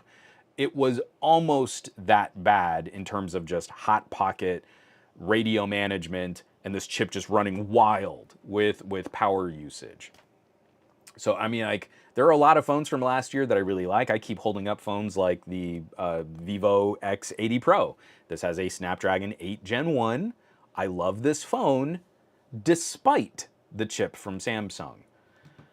So this is going to help us kind of dovetail into talking about Pixel 8 and rumors and stuff like that. But if MediaTek is locking a Dimensity, I don't know what we want to call it, like a Dimensity 9300 or something like that, if they're already jumping on 3 nanometer, and they're just talking about refining what the Dimensity 9200 already does well, that could be a significant player in this performance per watt. This could be a really big deal. And we know Samsung is going to be bringing back Exynos. They're working with AMD. You're going to have an AMD GPU with Samsung cores on an ARM reference design. It's probably going to be another one of these like big core kinds of configurations. But I don't know that Samsung's really working on 3 nanometer. And Apple is going to run away with the lion's share of TSMC's fabricating quantity, but MediaTek might be in there with a little slice of this pie. If you could get your hands on a premium tier MediaTek powered ultra or premium phone, like $1,000 phone, that Dimensity might be hitting pretty hard.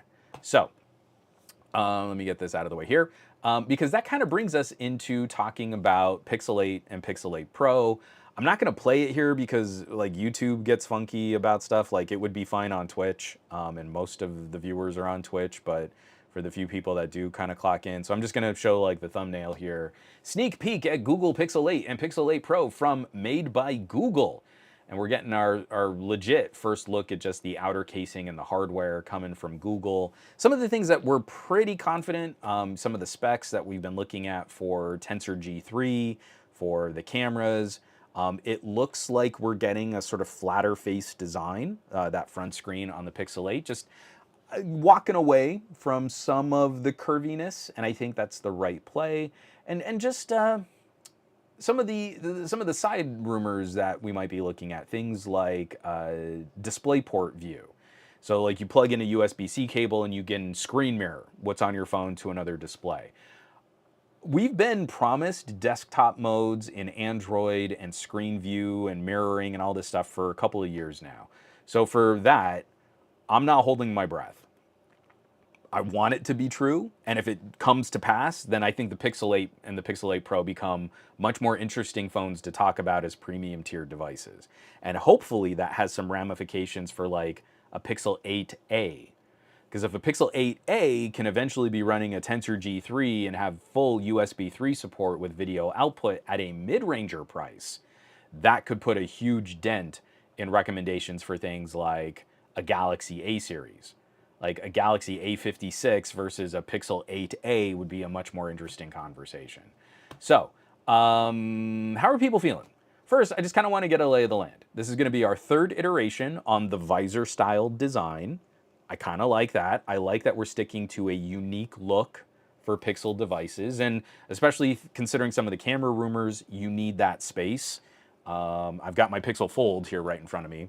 You need this visor's depth to make sure that you've got good camera hardware, kind of keeping up with some of the other premium tier devices out there. I'm very anxious about Tensor G3, because Tensor G3 is going to be our last Google-Samsung semiconductor collaboration. I believe Tensor G4 is going to try and shift over to TSMC.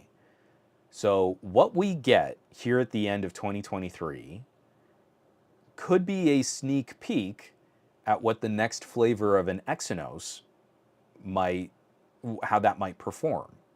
So we've got that Samsung CPU core configuration, and it's not going to be as different as what we had with, where's my Pixel 7? I have my Pixel 7 Pro. So I'll hold up my Pixel Fold again. So the Pixel Fold and the Pixel 7 and the Pixel 7 Pro and the Pixel 7a have Tensor G2. And Tensor 2 had very unusual CPU core configurations. I'm not going to break everything down, but they were a very different arrangement than what Samsung, MediaTek, or Qualcomm were doing, and I think that helped deliver a very unique performance curve. Tensors are very bad at some things and are really good at image data manipulation. Your ability to crunch image data, process highly edited HDR sharpened photos, render 4K video. Tensor is an incredible performer because of the googly bits and the machine learning hardware and all that fun stuff. Their configuration of Samsung cores plus their own machine learning hardware, a Pixel will outpace an iPhone 14 Pro rendering UHD video. You'll never get that if all you do is look at a Geekbench score or an Antutu score. You'll never understand those little nuances. What you do at that software hardware synergy and that hardware core design being so unique delivered some really unique benefits for Pixel owners. What let us down, Samsung's fabrication and Samsung's radios, not very power efficient. Really some of the poorest performers of the batch. Even MediaTek is outpacing Samsung with their designs on things like 5G radios. Not great. Really not great. So, Pixel 8 is going to be our last Samsung semiconductor collaboration. It's getting a revised Samsung 5G radio. It's getting this new Tensor G3, which looks like it's going to be similar to the next generation Samsung Exynos CPU core configuration, but it's going to have a different GPU and it's going to have different Google-y built machine learning components to interact with Google software. So for some of our practical daily driver stuff, this is where I'm really anxious. It could be exciting to see finally an update, a more substantial update where the Tensor G2 feels like a Tensor G1 Plus. The big update was the GPU. The rest of the chip is similar in its performance and how it handles different situations. But Tensor G3 is going to be a much different chip than Tensor G1 or G2. That to me is where I'm getting really anxious. I really want to celebrate what Pixels do well, because what they do well, they do different than any other manufacturer currently putting out smartphones. One of the main purchasing recommendations that I can make, if you care about that out of the pocket, push shutter, put phone back in pocket, point and shoot kind of photography, I don't believe it gets better than a Pixel. I think the Pixel camera stack, the Pixel UI, the camera app is gorgeously simple. It is so streamlined. It is so user focused. Again, there is no such thing as intuitive software, right? There are only varying degrees of familiarity. But the second you double tap the power button and the camera app comes up and there's a big white circle and you push that circle and you turn your phone back off and you've got a beautiful photo, right? That user interaction, I do not believe has been surpassed by any other manufacturer on the market. I think Apple has been making their camera app more complicated at the expense of the user experience. I think Samsung has always been kind of messy in how they organize all of their components, and little things like the Pixel subject tracking. So let's say you take the extra step.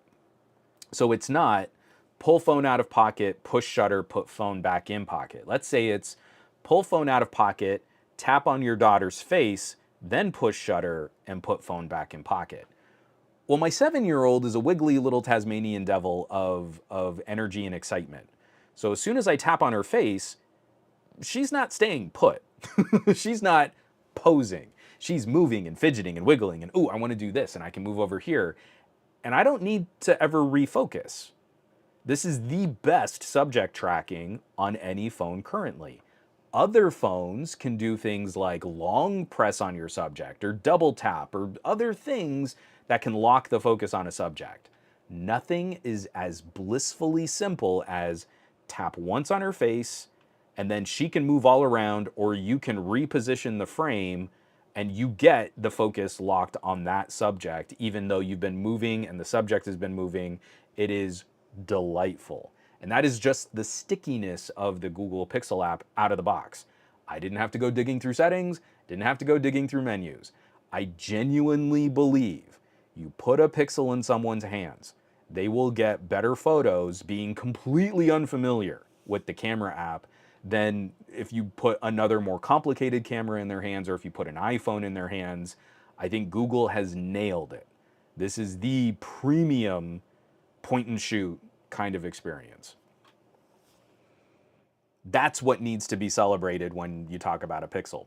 Because it surely isn't going to be the 5G radio performance, and it's surely not going to be the battery life with Tensor competing directly against a MediaTek 9200 or a Snapdragon 8 Gen 2.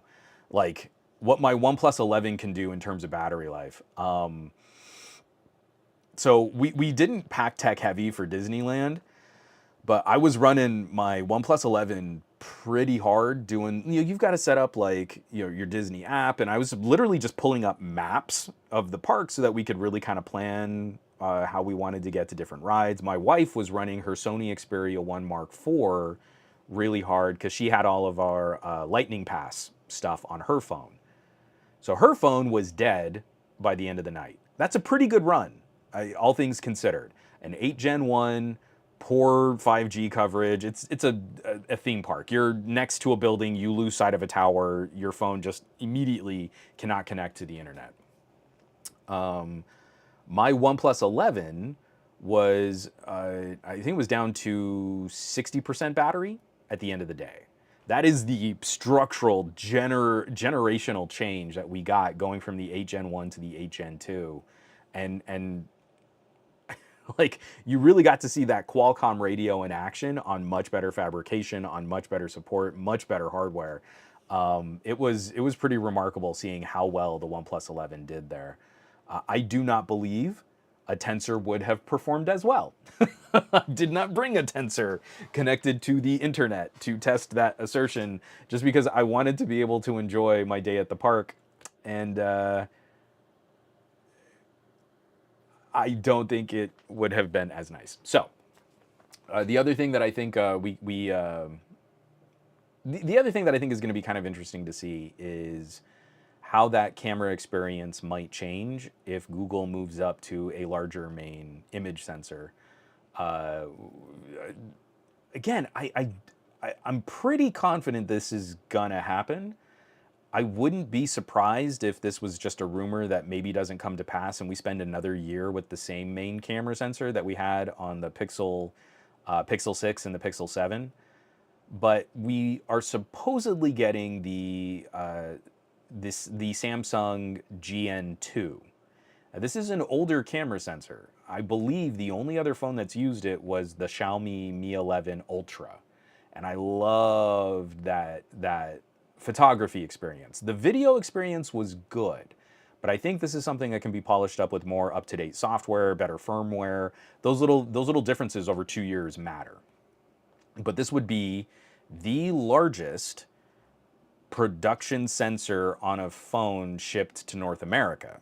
So it is just a hair smaller than the 1-inch type sensors that are on Vivo and Xiaomi and Oppo. I've got the Find X6 Pro here using that really brilliant Sony 1-inch type sensor. The GN2 is just a hair smaller. It's like a 1/1.12 type sensor. So that could be a boon to photography, but I'm really anxious because Google's image processing software is so aggressive, it could get in the way of some of the benefits of stepping up to a larger sensor. We talked about this on Best of Our Week last Thursday, and I shared some of my concerns there too. So if you caught that show, I'm kind of repeating myself a little bit here too. But when you're full auto, increasing sensor size starts to have diminishing returns. I don't think we're to that point yet, but if we look at the iPhone model, the last 2 years of iPhones have suffered poorer photo quality over 2 successive generations of increasing the sensor size.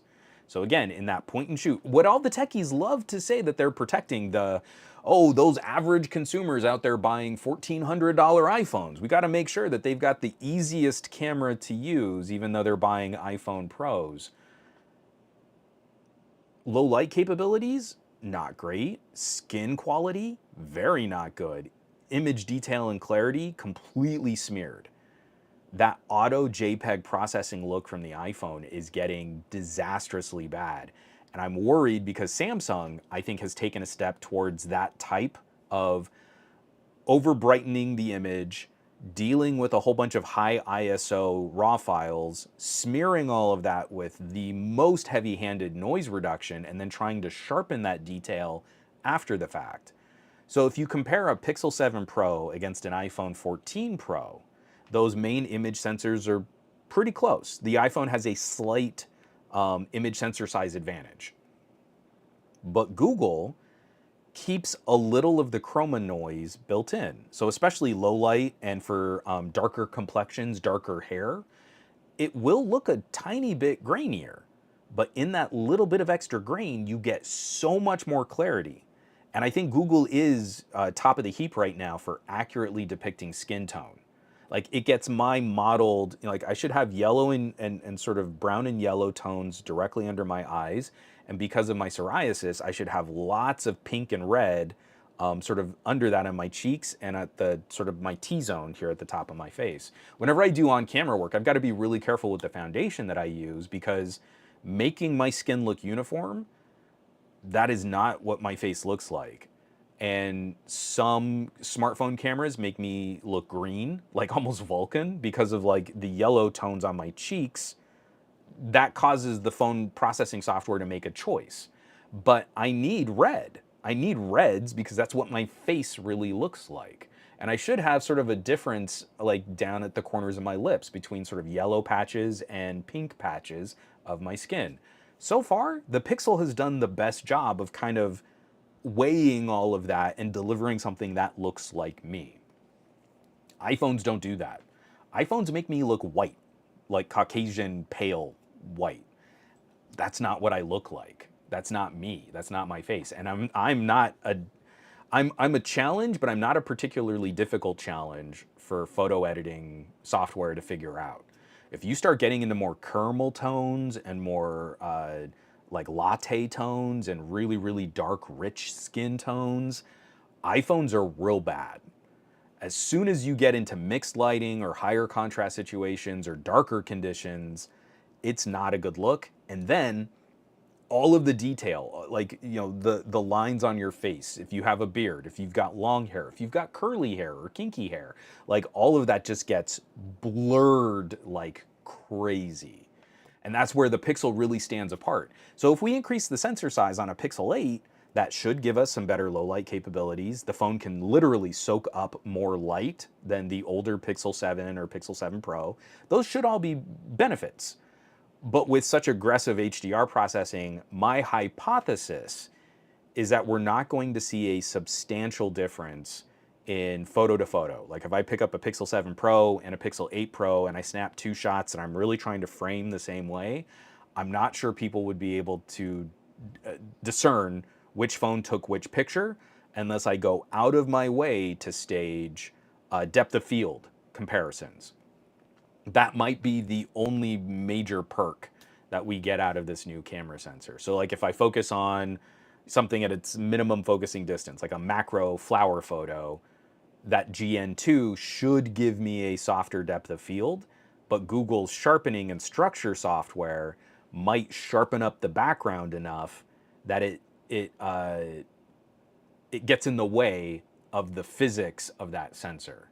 So all these things are kind of like just going hand in hand and hand in hand. What I really need to see is how this new tensor performs. If we get some improvements to SoC efficiency and we get some improvements to radio efficiency, then international Samsung consumers are going to be in for a pretty decent year with the Galaxy S24 series. I feel like it's a safe claim to make if Samsung can help Google improve their processor and radio efficiencies, then next year's Exynos should be in good shape too. It's just they're going to be facing a brutal competitor with MediaTek next year. A Dimensity on a 3 nanometer process at good yields from TSMC, I have very high expectations that that thing is going to be a monster performer. And not necessarily in terms of benchmarks. I don't think MediaTek has ever tried to position their chip as a benchmark champ, but it has. They even back when they were making mostly mid-ranger and entry-level chips, they have always been incredible performance per watt per dollar competitors, and often like. I mean, we'll never get the exact pricing, but when you would try and compare different phones at certain price tiers, the Dimensity would often underperform to a Snapdragon, but it would be on a phone that would cost significantly less or had much better other features. Like the Vivo X90 Pro has a 1-inch type sensor, and you can buy that for less than a Galaxy S23 Plus, importing the X90 Pro to the United States. Like, that's a pretty heady competition. Like a Galaxy S23 Plus is a very good phone with a good camera. The Vivo X90 Pro is a very good phone with an ultra tier main camera sensor. And right now, importing the X90 Pro would be cheaper than me, shopping an S23 without a sale or a trade-in, right? So that was a lot of rambling from me. I'm very anxious to see what Pixel 8 represents. This to me is now, it's a transitional year where we're ending our relationship with Samsung. So this is the last year of Google and Samsung being so tight, of like everything being Google and Samsung. We're confident that the Pixel Watch is going to be moving over to a Qualcomm processor. And let me tell you, the Qualcomm SoC in my TicWatch is brilliant hardware. Phenomenal performance. Easily hanging with the Pixel Watch, which should have better software hardware synergy, is way more up to date on Android and Wear OS updates. Like, should be better going with the Pixel Watch. The TicWatch is hanging in there, and yet, thanks to dual screen and this new watch SoC, boy howdy, I've got like 3 times the battery life of a Pixel Watch. So this is going to be a nice shot in the arm for the Pixel Watch going to the Snapdragon W5. All of these little transitions now taking place over 2024, I just have to hope we don't end up with kind of a lost year for Google. That this being their last year with Samsung, let's say Samsung really drops the ball. Let's say Tensor ends up even a worse performer comparatively, or we're back into like the Snapdragon 8 Gen 1 days, that sort of performance per watt disparity. Or it's an incredibly powerful chip, but it also draws twice as much power as a Snapdragon 8 Gen 3.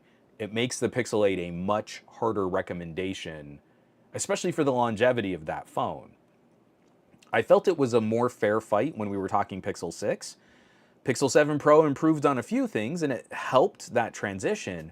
But now that we see Qualcomm properly back with TSMC and MediaTek delivering some incredible performance options too, it's harder and harder to make that same direct recommendation. It's harder to say, oh, well, it's okay if you take a little bit more of a performance per watt hit here, because I feel like increasingly consumers don't care if they get bigger Antutu scores. They really want to see better battery life. And now is the perfect time. If you were coming off of a Galaxy S21 series, you're into that like 2 to 3 year cycle. You don't want to buy a phone that has the same battery life or worse battery life than a Snapdragon 888. That's really not going to be exciting. You're going to say, well, I've already tried some of the best phones Androids have to offer and my battery life is miserable. I guess I should just go ahead and bite the bullet and get an iPhone. They just work. You're not going to win those people back. And especially with Google being the iPhone of Android, it makes this even harder. You're making the effort to shop an Android device. You're going to the company that makes Android, and then you get the phone and it runs hot in your pocket and your battery life barely lasts a day. You're never going to go back. And it's just going to reinforce why iPhones are better than Androids and Androids are garbage for poor people. It's gutting that we're playing that back and forth when we could have been playing with some of these other options and getting better solutions. Like if last year we'd had Dimensity 9000s here in the United States,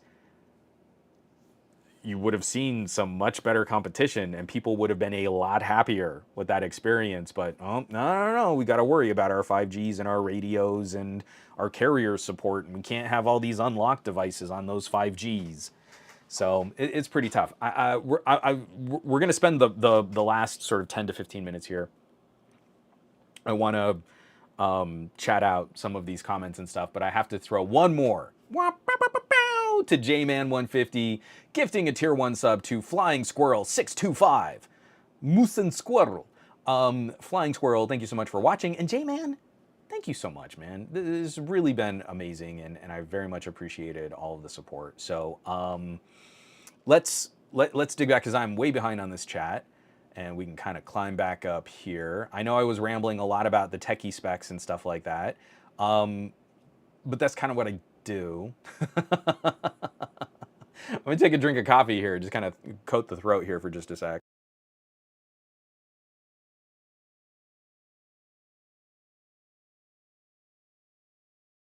Ooh, Gabaletta, that's interesting. According to recent reports, MediaTek is having thermal issues with their next SoC that's ditching the efficiency cores. I'm gonna have to read up on that because I'm not familiar with which chip is using different efficiency cores, or if that's an ARM reference design issue with the A510s. Because I think a lot of these companies are gonna be going to octa-core, but more of the middle performance cores, because the 8 Gen 2 does that way better than I thought it would. I really felt we were going to see a bigger disparity in performance per watt and efficiency but Qualcomm managed to stick the landing on that in a really wonderful way. So I could totally understand if MediaTek is now having issues with their core configuration on that too. I just want to see, like, if we're talking about ditching like some of the low power efficiency cores on a Companion, that makes total sense to me. Because then you're really running like that SoC hotter for higher performance cores. I could get that, but I'll look into that. I'll read up on it because I had not heard that they were having problems there. Steve Pogue, wouldn't the inclusion of video output increase the price of Pixel phones? It is very difficult to get a cost analysis on how much it costs to build the phone. I think one of the reasons why nerds like me have been so upset about the Pixel strategy is that Pixels have been supporting USB 3. So they already have a USB 3 bus in the phone. So the support for video output as it complies to the USB spec really shouldn't be fundamentally more expensive than USB 3. Sorry, that was a confusing way to say that. It's not a USB 2 phone. It's a USB 3 phone that does not comply to the spec for USB video output. And I feel that the main reason why was to, one, not step on Samsung's toes with DeX, not upset any of their other partners that were using Chrome OS, and then also to reinforce the Google ecosystem of casting to Chromecast. It's also one of the things that bugs me that Pixels do not support Miracast. They only support casting, Chromecast casting. So if you already have USB 3 on the phone, and you've got much faster file transfers if you hook up over MTP, it frustrates me that they don't have just that last little bit of support for the pins necessary to put out video. I don't believe that with the GPU support, the USB 3 support, the bus is already intact, that is a fundamentally more expensive proposition than what they're currently doing. And in some ways, depending on how you build these products and you go out of your way to omit certain features, you had to have developers on board to say, hey, we're going to put USB 3 in there. Okay, cool. You know what's supported in USB 3 is video output. Okay, so now let's pay developers to make sure people can't use it? I'm not sure how all of that gets broken down. It is basically impossible to get an accounting on that. So I'm just guessing. But I don't think it would be a substantial cost over a Pixel 7 Pro to include that feature. Aditi Anel, oh wait, are Google going with an Exynos core configuration with the G3? Oh no, come on, that's what made the Tensor so unique. It was built for a Pixel. So yeah, it's going to be a one big core. Tensor and Tensor 2 were two big cores, two medium cores, and four little cores. And now Tensor G3 is going to go with a more traditional one big core that we do on all these other phones. But again, we're probably going to be in line for an ARM reference design, like a Mali GPU. That could be good. I don't know. I think I think most people would agree Adrenos typically win if we're looking more at like gaming. But what complements the rest of that chip and Google's own machine learning hardware is going to be a major factor in that. So I'm hoping what we see is a little bit more like I just had it on my desk. Oh, it's right here. The Vivo. So the Vivo uses a companion co-processor with both MediaTek and with Snapdragons, with Qualcomm SoCs. And the co-processor is interesting. It radically reduces the processing time of HDR and low light photography, but it's also responsible for driving the display. And because you're not using the main SoC, and I think it kind of sits in between the SoC's GPU and the display. But a lot of that control hardware going through the coprocessor actually does help with power management and battery life. So there were some things about like the X80 Pro that it handled some of that more aggressive use, like gaming and stuff, a little bit more gracefully than just 8 Gen 1 phones that didn't have that kind of coprocessor support. Sorry, that was really rambly. Google's machine learning hardware could probably be doing some of that extra lifting too. If the chip in there is for the camera to crunch up photo and video data, there are a whole bunch of other applications on your phone, like anything that drives the screen, that can also benefit from that kind of hardware. So I'm hoping we see some of those benefits start to root in what Google does with their own chip design. And we can see some of those improvements start to scale more broadly across the entire phone, and not just, this is really good for making an HDR photo. It is, it's amazing. You can use that image crunching data in other places on the phone too.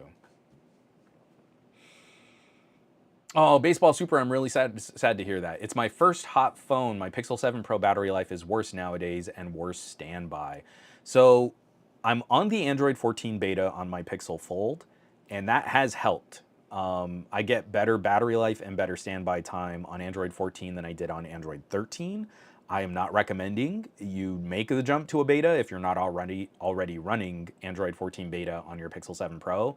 I am hoping that when the Pixel 8 is announced officially, we'll also get the update to Android 14.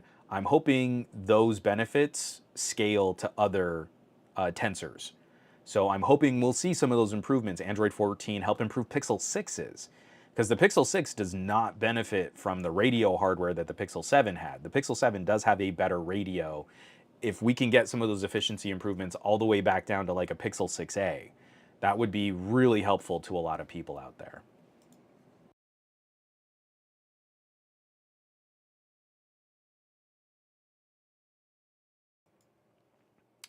So Aditya, I don't think this will happen in the way that you've said it. I want to see Google collab with MediaTek, so I'm guessing TSMC for their subsequent chips, which would probably highlight the volume capacity of TSMC themselves with Apple, QC, and Google. That isn't really how the relationship goes down. So Google is designing a chip. They're getting some guidance from Samsung into how they're putting the CPU and the GPU together, but it's a Google designed chip. So how those CPU cores and GPU cores talk to the camera's ISP, how it talks to the radio that's on the phone, and how the machine learning can impact the camera performance, that's a Google design. Google designs it. MediaTek doesn't do any chip fabrication. So Google isn't collaborating with Qualcomm for the chip design. Google isn't really, I mean, they're getting guidance from Samsung, but it's not Samsung's chip design that's going into the Tensor. So it's not going to be that relationship. Google would have no relationship with MediaTek that would benefit both companies, like that as it stands today. And not to say it couldn't change in the future. I suppose they could reach out to MediaTek for guidance too, but at some point it really doesn't make sense to do that. I feel like Google has probably learned the hard way how to make a chip based on Samsung's fabrication, right? So I think they've got a much clearer idea of where their custom silicon needs to go. And I'm sure they're also paying attention to like the changes and developments that are happening over with Apple series processors, that they'll probably have to do more of like a Qualcomm style solution. So right now, the ARM licensing agreement is very strict. And I don't believe Google is currently on the more open licensing agreement that Apple has. But at some point, they're going to have to make a choice, because if they're using ARM reference designs to make their chips, they can't add different GPUs or different machine learning co-computers. They can't change the ARM reference design unless their license is somehow grandfathered, which is just going to get really complicated. So at some point, they're going to have to look at what Qualcomm is doing and what Apple is doing and say, hey, we're now stepping outside of even the ARM reference cores. We're going to have Google custom Tensor CPU cores, kind of like how Qualcomm has Cryo cores or Orion cores. They're going to have to really step outside that, and I feel like they need this last year of Samsung Foundry, ARM reference designs, and completing the Tensor G3 series before they can start making that bigger push into a more Google custom chip. From Sveticus, what do you think of the new camera UI changes? You know what I actually really like about the new Google UI changes? they're not significant. There are very small touches just to how some of the settings are organized. And things like the motion blur settings are a little simpler in how they're described to the user. I really, in terms of what's different, looking at a Pixel 7 Pro to some of the leaks that we've seen from the Pixel 8 Pro, I like those changes if the mission is we're trying to make the easiest to use camera that we can. What I am critical of are some of the solutions that they've come up with to more advanced use, I feel deliver poorer results than if you just gave us a more traditional photography focused solution. That's really complicated. So as an example, you hold your phone up to the night sky and you can take a night mode photo of the stars. Okay, that's really easy. If you prop the phone up on a tripod, the phone recognizes that it's being held more stably than human hands, and it can do a longer exposure for the night mode to get your stars and everything looking really pretty. In the past, this was problematic because Pixel autofocus didn't always do a great job of focusing out to infinity to the stars. So I would do these like 2-minute long exposures, and then I would get the photo and it would be blurry because like some object in the foreground actually got focused on. And you're trying to tap on stars, the phone doesn't always recognize that you're trying to focus all the way out. The thing that would have solved that is a simple focus slider. And I could have just said, slide to stars. And then the phone goes, okay, I'm taking a photo of the stars. I know how far away the night sky is. So now, in the Pixel, there is this confusing option for autofocus, for near autofocus or far autofocus in your night mode when you know the phone is propped up on a tripod. That's not better. It's still autofocus. And even telling it is far autofocus, it can still make a mistake on what you're trying to focus on. Instead of just giving me the manual focus to make sure the stars are nice, sharp little pinpoints of light, it can still make a mistake if there's something sort of closer to you than Alpha Centauri. That to me is an example of how overly complicated the easy solution is. You're trying to tell the user that it's easier to not have manual focus. So now you have to memorize a flowchart of when I'm using the night mode, I can then go into this setting and look at a different autofocus style, but it's still autofocus, but it's far autofocus, not near autofocus. That's up to the user to fail their way through taking night mode shots until they memorize that flowchart. Instead of just having a manual focus option. Instead of just having clear and easy to find raw photo options. Instead of just having easier to find exposure lock features. Like, often I feel phones overexpose. I feel like that is just consistent across the board. On a number of my phones, I can go in there and say, I want you to shoot a half stop under. So I'll go into the Pro mode, leave everything else full auto, but I'll hit the exposure and say, I want negative 0.5 or negative 0.6. Go 2/3 under. And I feel like the photos being a little darker kind of helps with the processing. You don't have to use as slow a shutter speed. All that stuff works out. I can't do that on a Pixel. I can't do that and tell the phone to just consistently half stop underexpose. I always have to tap on the subject and slide the exposure just a little bit, and that's never consistent. So you didn't make it easier for me to lock that down. If I'm in super bright outdoor light conditions, and I know just for a fact, almost every shot I take, I want it to be a half stop under. The perfect example, I chaperoned a field trip for my daughter's school, and we went out strawberry picking. And it was a beautifully bright sunny day. And I had my Xiaomi 13 Ultra in my pocket, taking these stunning photos of the kids, right? I told that phone, underexpose a full stop. And I just stayed in manual mode that entire day. And the photos had this dark, kind of rich contrast to them. But then when you get the Leica authentic processing, it looks a little bit more like film. It even does an obnoxious like vignetting up in the corners. I wish it didn't do that. But being a full stop under, every one of those photos is just razor crisp. And these kids are running around this field, and you never ran into that issue of The HDR processing wanted to make this a really bright shot, so it used a longer shutter than you really needed to do that image stack. Everything is just crisp and sharp, and the texture and the look of skin is a little more readily identifiable. I mean, like, everything about those things look better. That is something I could never do on a Pixel, because I can't just lock underexpose exposure values on a Pixel. I would never have gone through that day tapping on someone, off in the field and then trying to just wiggle a half stop. I mean, that is so annoying. Like, here's my Pixel Fold, and we launch the camera and we tap, and then I've got to like slide. Oh, but I can't really. So I've got to so I tap, and then I can, oh, well, I want to make the brightness a little lower, but maybe I want to boost the shadow. So I've got these two sliders that I have to adjust or wiggle around for my exposure settings. And I can go in and simplify that a little bit in my camera settings, but every single time you tap on some other part of the screen, it'll reset that, unless you've gone through the menus to find the flowchart of memorizing where all this stuff lives to make that persistent. And you're like, this doesn't make it better. This makes it so much more complicated.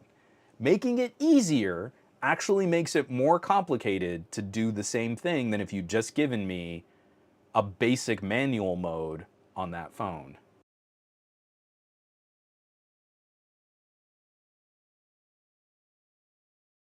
Yeah, Bradley Larcher just followed that up. I wish Google would just give us a Pro mode.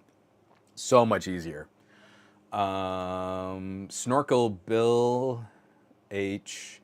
Interesting article in today's New York Times about Apple's increasing dominance in the US smartphone market. Usual stuff about peer pressure and blue bubbles, etc. Comments can be very much eye sheepish among many.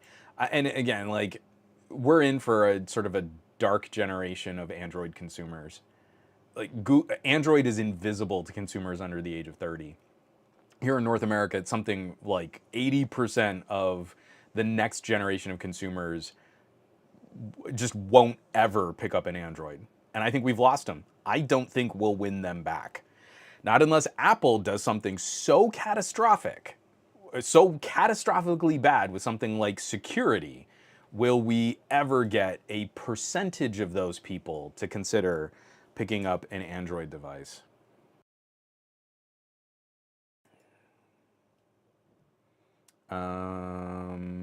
Diago saying, I'm not really expecting the Exynos 2400 to be any good compared to the Snapdragon and MediaTek. And again, Samsung is preparing to piss off the European market.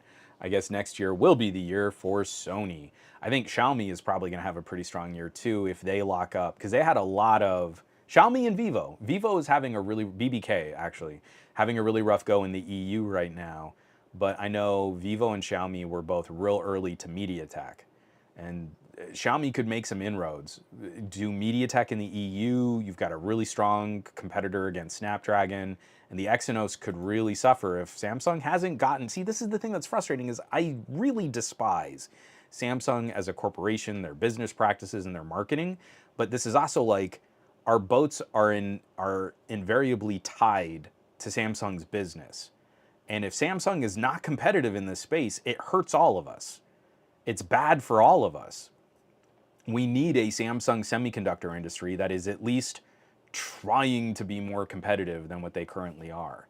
This is also why Intel is looking at diversifying their fabrication. This is why TSMC is just swamped. I mean, like, they're talking about setting up a token paperweight factory in Arizona. The hilariousness of this is the chip fabrication that they might do here in the United States will be for significantly older devices, just as like fulfilling the demand of old tech, and they probably won't be able to finish the process here.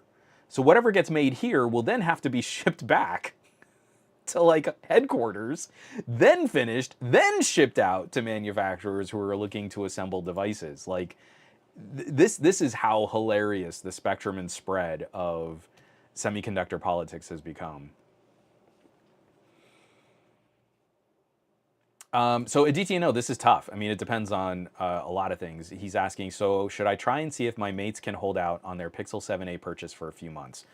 My advice is always wait. Doesn't matter what phone, what brand, what you like. if your current tech is still getting the job done, try to wait. Try to wait. The longer you can push that, the more substantial and the better the update's gonna feel.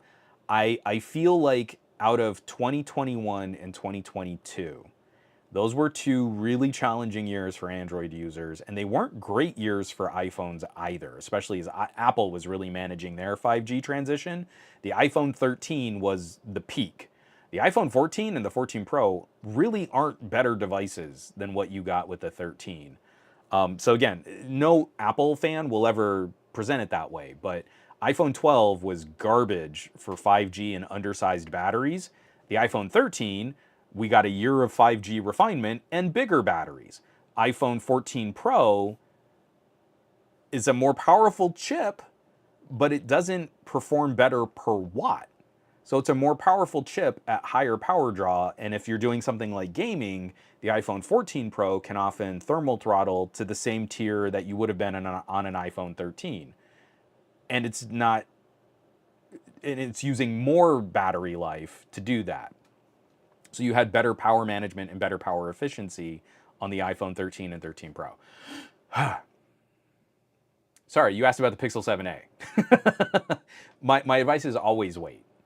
If they can still get this done with their current phones, it just serves them to wait, because let's say they even decide to still go with the Pixel 7a, they'll be going with the Pixel 7a and they'll probably be able to shop better sales on it if it's a slightly older phone.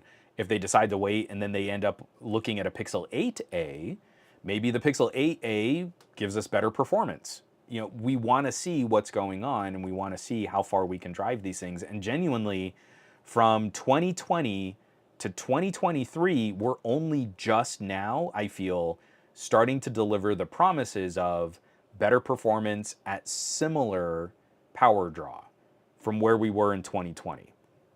So 2024 for MediaTek and Qualcomm could be really good. Or we could end up with, like someone was saying, maybe MediaTek is having issues with their efficiency cores, and we're in for a hot year from MediaTek against a solid year, an iterative year from a Dimensity. From Snapdragon. Let's say the Snapdragon really doesn't perform that much better. The 8 Gen 2 is already ridiculous overkill for most people's needs, right?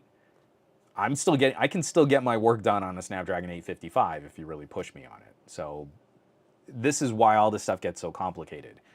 Pull the trigger when you need to buy the phone. You're going to end up with the better options to shop, the better sales, and you'll feel like you've made a bigger or a more substantial upgrade over that longer period of time. If you can wait is kind of where I always fall.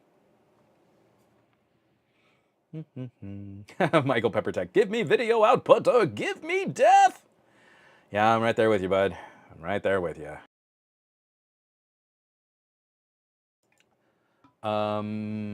Baseball Super, my next phone's likely to have a Dimensity 9200 Plus. How does that compare to the Snapdragon 8 Gen 2? Off the top of my head, I feel it gets you closer in terms of single core synthetic benchmarks to the 8 Gen 2. Like, I saw a Geekbench score that was like 15% higher than the 9200. In real world tasks, I have no idea what that's going to be like. My hypothesis would be that a Snapdragon is still probably going to outpace the high end, the top end for gaming, and it's still probably going to be better at things like file compression. I don't know why, but the Dimensity 9000 and the 9200 have both been somewhat poor performers at squishing file sizes down. You can get a clearer example of that in my video follow-up to the Vivo, wherever I put this Vivo. Oh, here it is. My Vivo X90 Pro on Android 14. I talk about some of my performance testing, and you can get kind of a clearer look at that. The 9200 Plus, I would imagine, is going to be a better performer, but man, this stuff gets so heady. Like, what do you really care about? If you're using your phone as a phone to do phone things, like, these chips are so dumb overpowered. And you're really costing yourself battery life just for like basic messaging. But if it's that you need the cameras and you need that tech and you're looking at some of those other updates and those other improvements and you've got to go high performance to get all the good stuff, you really got to be specific about what you want. What you want out of a phone is going to be so deeply personal that you're never going to get that summed up in an Antutu score.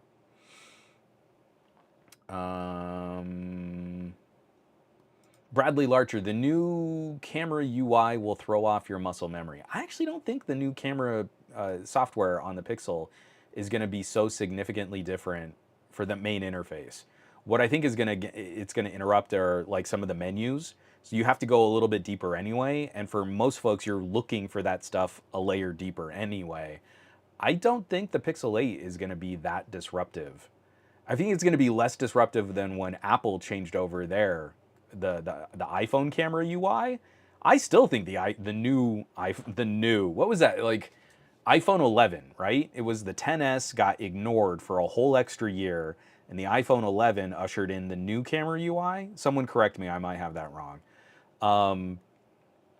That change was hilariously bad, and you still have weirdly replicated features on the iPhone camera, like HDR toggle settings that don't make any sense. So I don't think that's going to be a big deal for Pixel users. I think the Pixel camera app has stayed. I think the last major shift, was that Nexus or was it Pixel? You know, I'm going to have to ask for help on that one. When did we get rid of the separate HDR and HDR plus toggles? Was that on Nexus or was that on Pixel? And that was the last like significant major change.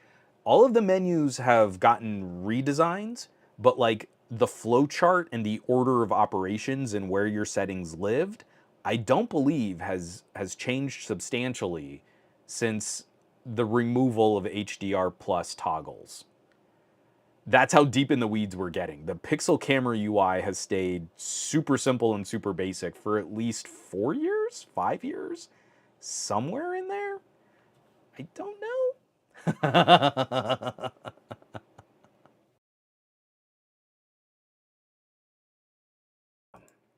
So Sir Clever is asking, do you upload did you upload a Pixel Fold review on YouTube? I have not yet. I have not summed up how I feel using this foldable. I wanted to take some extra time getting up to speed with it. It took me a little while to start trusting it out in public, and I don't know that I'll do a video. I might do a write-up on somegadgetguy.com and make it a written piece, kind of like how I did a written piece for the Pixel tablet versus my Robo Ancala. And the Pixel Fold to me is in an interesting place right now where I am not super hot on plastic screen folding mini tablets that turn into double thick phones. So a major part of my bias needs to be expressed in that article, and I really just can't handle the ire that's going to draw on YouTube. YouTube has already gotten so toxic for those conversations. Like, I'm talking to my wife again about, seriously, like, maybe I just need to turn comments off. Like, just kill comments on my YouTube channel. If you want to comment, I always link my videos over to, like, somegadgetguy.com, and I have a little bit more control over, like, how I organize those comments. They're always at the bottom of the article. They're not difficult to find. And maybe that's where I just need to host that conversation. If you're motivated to really comment on something, YouTube is becoming increasingly more difficult to have good conversations. Good, easily accessible, nicely threaded, discoverable conversations. They don't want to facilitate that. Sorry. My Pixel Fold will be getting some follow-up conversation, but I needed it to be a little different than how I normally handle phone stuff. So that should be coming hopefully soon. And then I'm still hoping that we'll get some news, any kind of information about a OnePlus foldable. And so what I might end up doing is rolling some of that Pixel conversation into the comparison with something like a OnePlus foldable as the alternatives to a Z Fold. And that I like that the form factors are a little bit more Surface Duo style form factors rather than the taller, narrower Z Fold form factors. So I think it makes more sense to compare a Pixel Fold against whatever this OnePlus might do if we ever get it. I really hope we get some kind of commentary on it soon.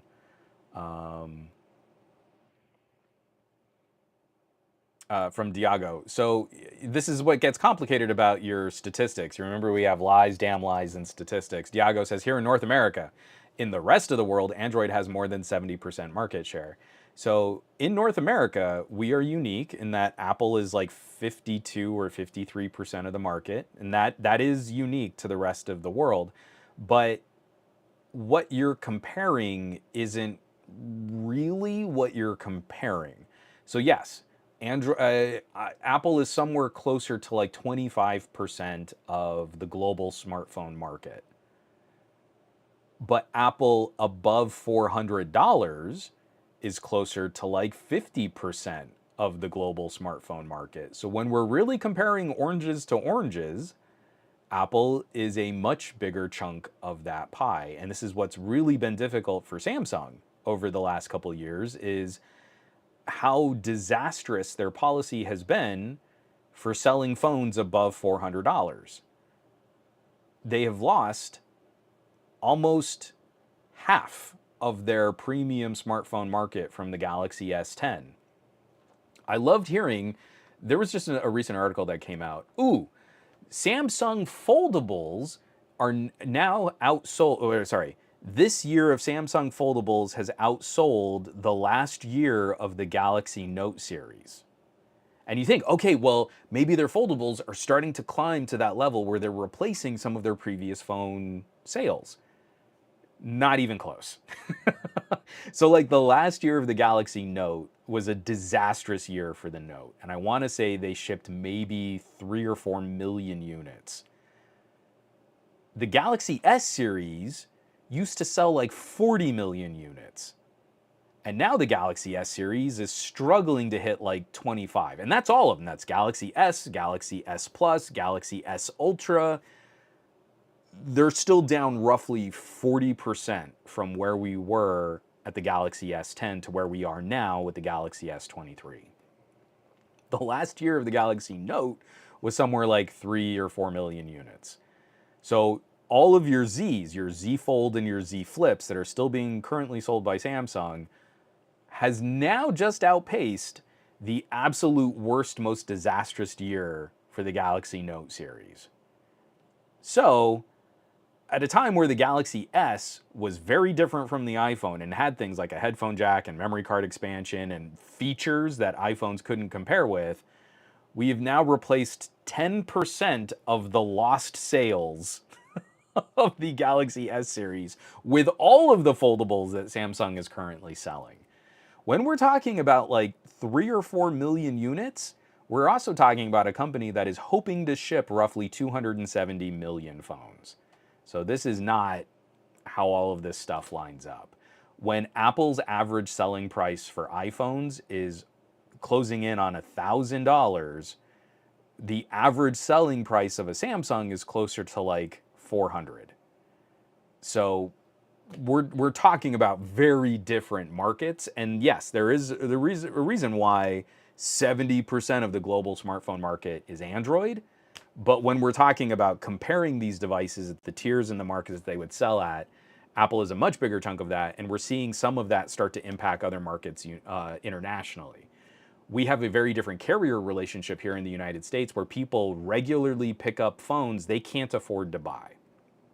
They go to their carrier, they get a zero lease plan where they're paying for that phone full price over the entire 3 years that they're signing up for this agreement. So they're kind of paying out smaller chunks over time, but they can't really afford that iPhone. But we get many more people here in the United States buying phones that they can't really afford because they can lease them with their carrier. It's a very different relationship than internationally. So that's why I feel we see that more stark 50 to 50%.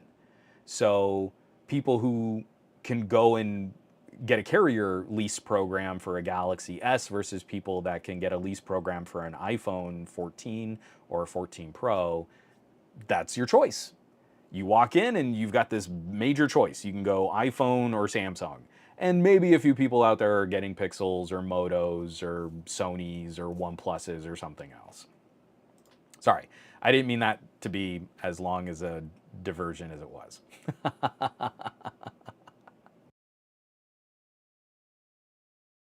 Sveticus is saying, off topic, what do you think of the new camera system that's being reported for the iPhone 15 Pro? Any chance of a new larger main sensor? I have no idea. But right now, what Apple needs to show me is better software. You can put bigger sensors in the iPhone, but like I said earlier in the show, this has not resulted in better image processing. The iPhone is not a good performer right now for human faces, portraits, skin, and hair, and I really don't like how they process HDR images. If you care anything at all about capturing your family memories and producing better images, it is not iPhone right now.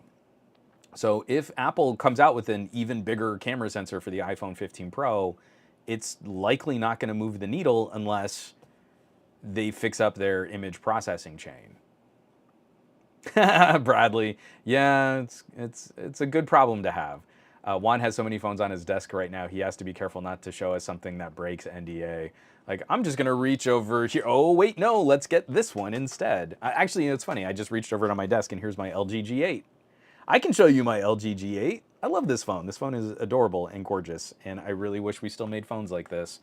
It's really sad. Sveticus is saying, as a pilot, I'm forced to use the iOS ecosystem because essential flight apps like ForeFlight are iOS locked, but I just can't outright abandon the Pixel, so I'll always have a Pixel by my side because it's the only phone I trust for capturing my precious family moments. Baseball Super, we did not know how well we had it. Baseball Super says the S10 year was a great year for them. The S10 year was peak Android LTE. Remember, because we got into the S20s and the LG V60s. That's where we really started stapling on all the 5G. It's basically just been downhill since 5G. That last year of LTE devices, full-featured phones, we were starting to play with some of those other like wireless charging and reverse wireless charging, but you could still put in a memory card. This has a quad DAC. This has an audiophile grade DAC and amp in it. If you ever pick up an old LG, use that as a media player. These things are incredible as just portable media companions. And I would put the like 4K video recording, the overall consistency of the performance, even down to gaming, is still competitive against a phone that had like a Snapdragon 888. You know, a phone from 2 years after this could score a bigger Geekbench score, but you really started playing games on them, and this would keep a higher average frame rate than the Snapdragon 888s would, spiking and then crashing and then spiking and then crashing. We did not know how good we had it with this year of hardware. I wish I could go back there and say, hey, in many ways, this is kind of the peak. This is the peak of fun, exciting new features, but LTE compatibility, your ability to just pop in a SIM card and take it to a T-Mobile or another low-cost carrier, all of this stuff was at its best this year. And all of the functionality of that smartphone experience is kind of degraded over the last couple of years. Oh, Goat V8. This is the last question, then we got to wrap all this up because my voice is actively trying to fail on me right now. Can I get some input from y'all? Should I wait for the Xperia 5 Mark V or get the Xperia 1 Mark V, ignoring the price difference? So for a 25% price difference, you do get some cool stuff, like double the storage, the larger, higher resolution display. The actual zooming telephoto is a very expensive piece of hardware to put into a phone. The telephoto camera on the Xperia 1 Mark V is very good. Like I said earlier in the show, if you can wait, it probably makes sense to wait. I have no idea. I have not gotten any reply from Sony PR what might happen in the United States with the Xperia 5 Mark V. They did not send me one to play with. So this is feeling a lot like the Xperia 5 Mark III, where I did not get the 5 Mark III until it was more broadly available for consumers, which the 5 Mark III came out and was actually shipped to the United States the year after. So we got the 5 Mark III and the 5 Mark IV in the same year. That was super awkward for reviewing Sony. I am worried that if the Xperia 5 Mark V comes to the United States, it could be really late, like the 5 Mark III was, or this could be the year where Sony says we're not going to send two phones to the United States. I have no idea. I really don't know. If you need a phone and you can handle a 25% price increase, the Xperia 1 Mark V is an absolute monster. That thing is a champ. It is bigger, but it is the skinniest big phone currently available on the market today. So it does not feel as big as it looks. But if you want the smaller phone, you're waiting for that, or your other options are a Zenfone 10 or a Galaxy S23. That's how few really good choices we have for going smaller phones. Or you can pick up a used LG G8. It's a good sort of standard size phone. It's pretty great. But yeah, unfortunately, like it really comes down to if you need to buy, buy. If you can wait, wait. And I feel like that's the only advice I can give, not knowing exactly what's running on your phone and how you plan on using that phone. I can't offer anything more specific than that. So folks, it's that time. We went a half hour over. I knew I was going to do this. I wanted to spend some time kind of digging into Pixel and stuff like that. And TK and I kind of chatted about some of this, but I really sort of have been kind of in my feels on the Pixel 8 and the Pixel 8 Pro. And I really think this is going to be an interesting second half of the year. A lot of these companies don't have much faith or confidence in the current tech market. They saw sales dip. We're out of the pandemic. People are really concerned. We're kind of on a global recession. People aren't spending money on the fun stuff like they used to. We're in really interesting territory. How these iterations and these improvements come to our mobile devices. I'm going to be really interested to see how the rest of this year plays out, because I don't think foldables are really inspiring the market like these companies are hoping they would. We're talking about single-digit million sales. That's good. That is progress, but that's not exciting. That's not a revolutionary new way to interact with your phone. It's an interesting way to kind of showcase a new feature on your phone, but that's not really moving the needle like I think Samsung was hoping it would be into their 5th generation of foldables. So I did see a Pixel, no, what was it? Wasn't it? I mean, I saw a lot of Pixels at Disneyland. It was actually really cool. I saw the Moto Razor. Someone had a Moto Razor at Disneyland, and it was everything I could do to not like go up to them and harass them. Like, how do you like your phone? What do you think about that phone? Does it fold? I hear that phone folds. Like, really try to make them like, oh, this person saw my phone. But that's weird. And then you also don't know, like, what if they don't speak English? It's Disneyland. I don't want to harass that person and like, what's up with your phone? And then people get weird about stuff like that. But it was really cool seeing a Moto Razor out in the wild. So I really think we've got our work cut out for us in the second half of this year. I am actively not going to try to mainline review every possible phone I might be able to get my hands on. Instead, I really feel like I need to take the time to kind of keep an overview on the market and circle back to some of these phones that are only a couple of months old. Like I want to go back and look at some of those mid-rangers like the Vivo and the Pocos and stuff like that. And like, there's some stuff here where this phone launched and it was kind of expensive for a mid-ranger at launch, but now you can get it for half price. And it's outperforming phones that cost 3 times as much now. I think consumers need to hear that more than just, ooh, this new phone came out and the top version of it's $1,200. I don't think that's it anymore. I don't think the Fashion Flex is really working, especially when no one cares about the Fashion Flex on an Android. It's actually got to do stuff. Let me take one more drink of water and then we're out of here.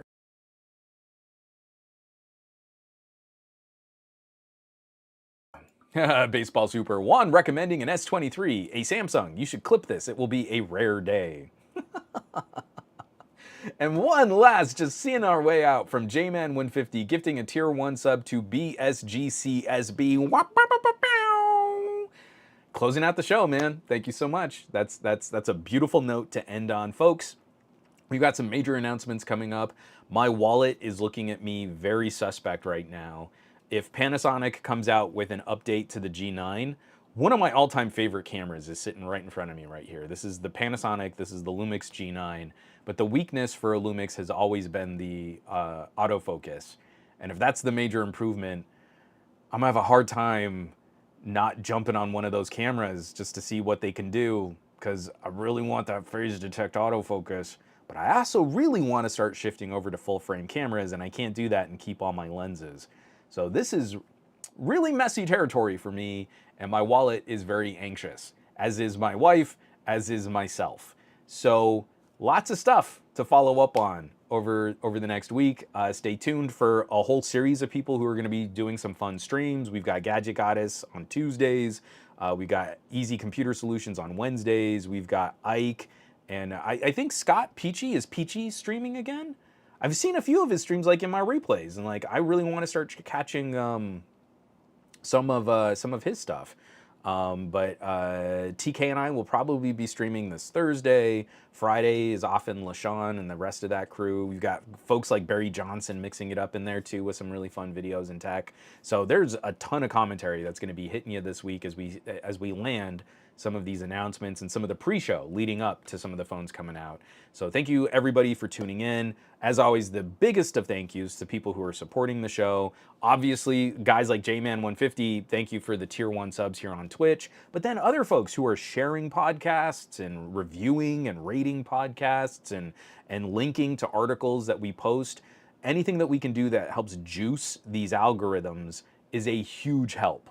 And again, it feels more organic, and we get into those real conversations when we can circumvent the artificial gatekeeping from YouTube and Facebook and Twitter and these services. So join me on Mastodon, where there are no algorithms standing on your neck.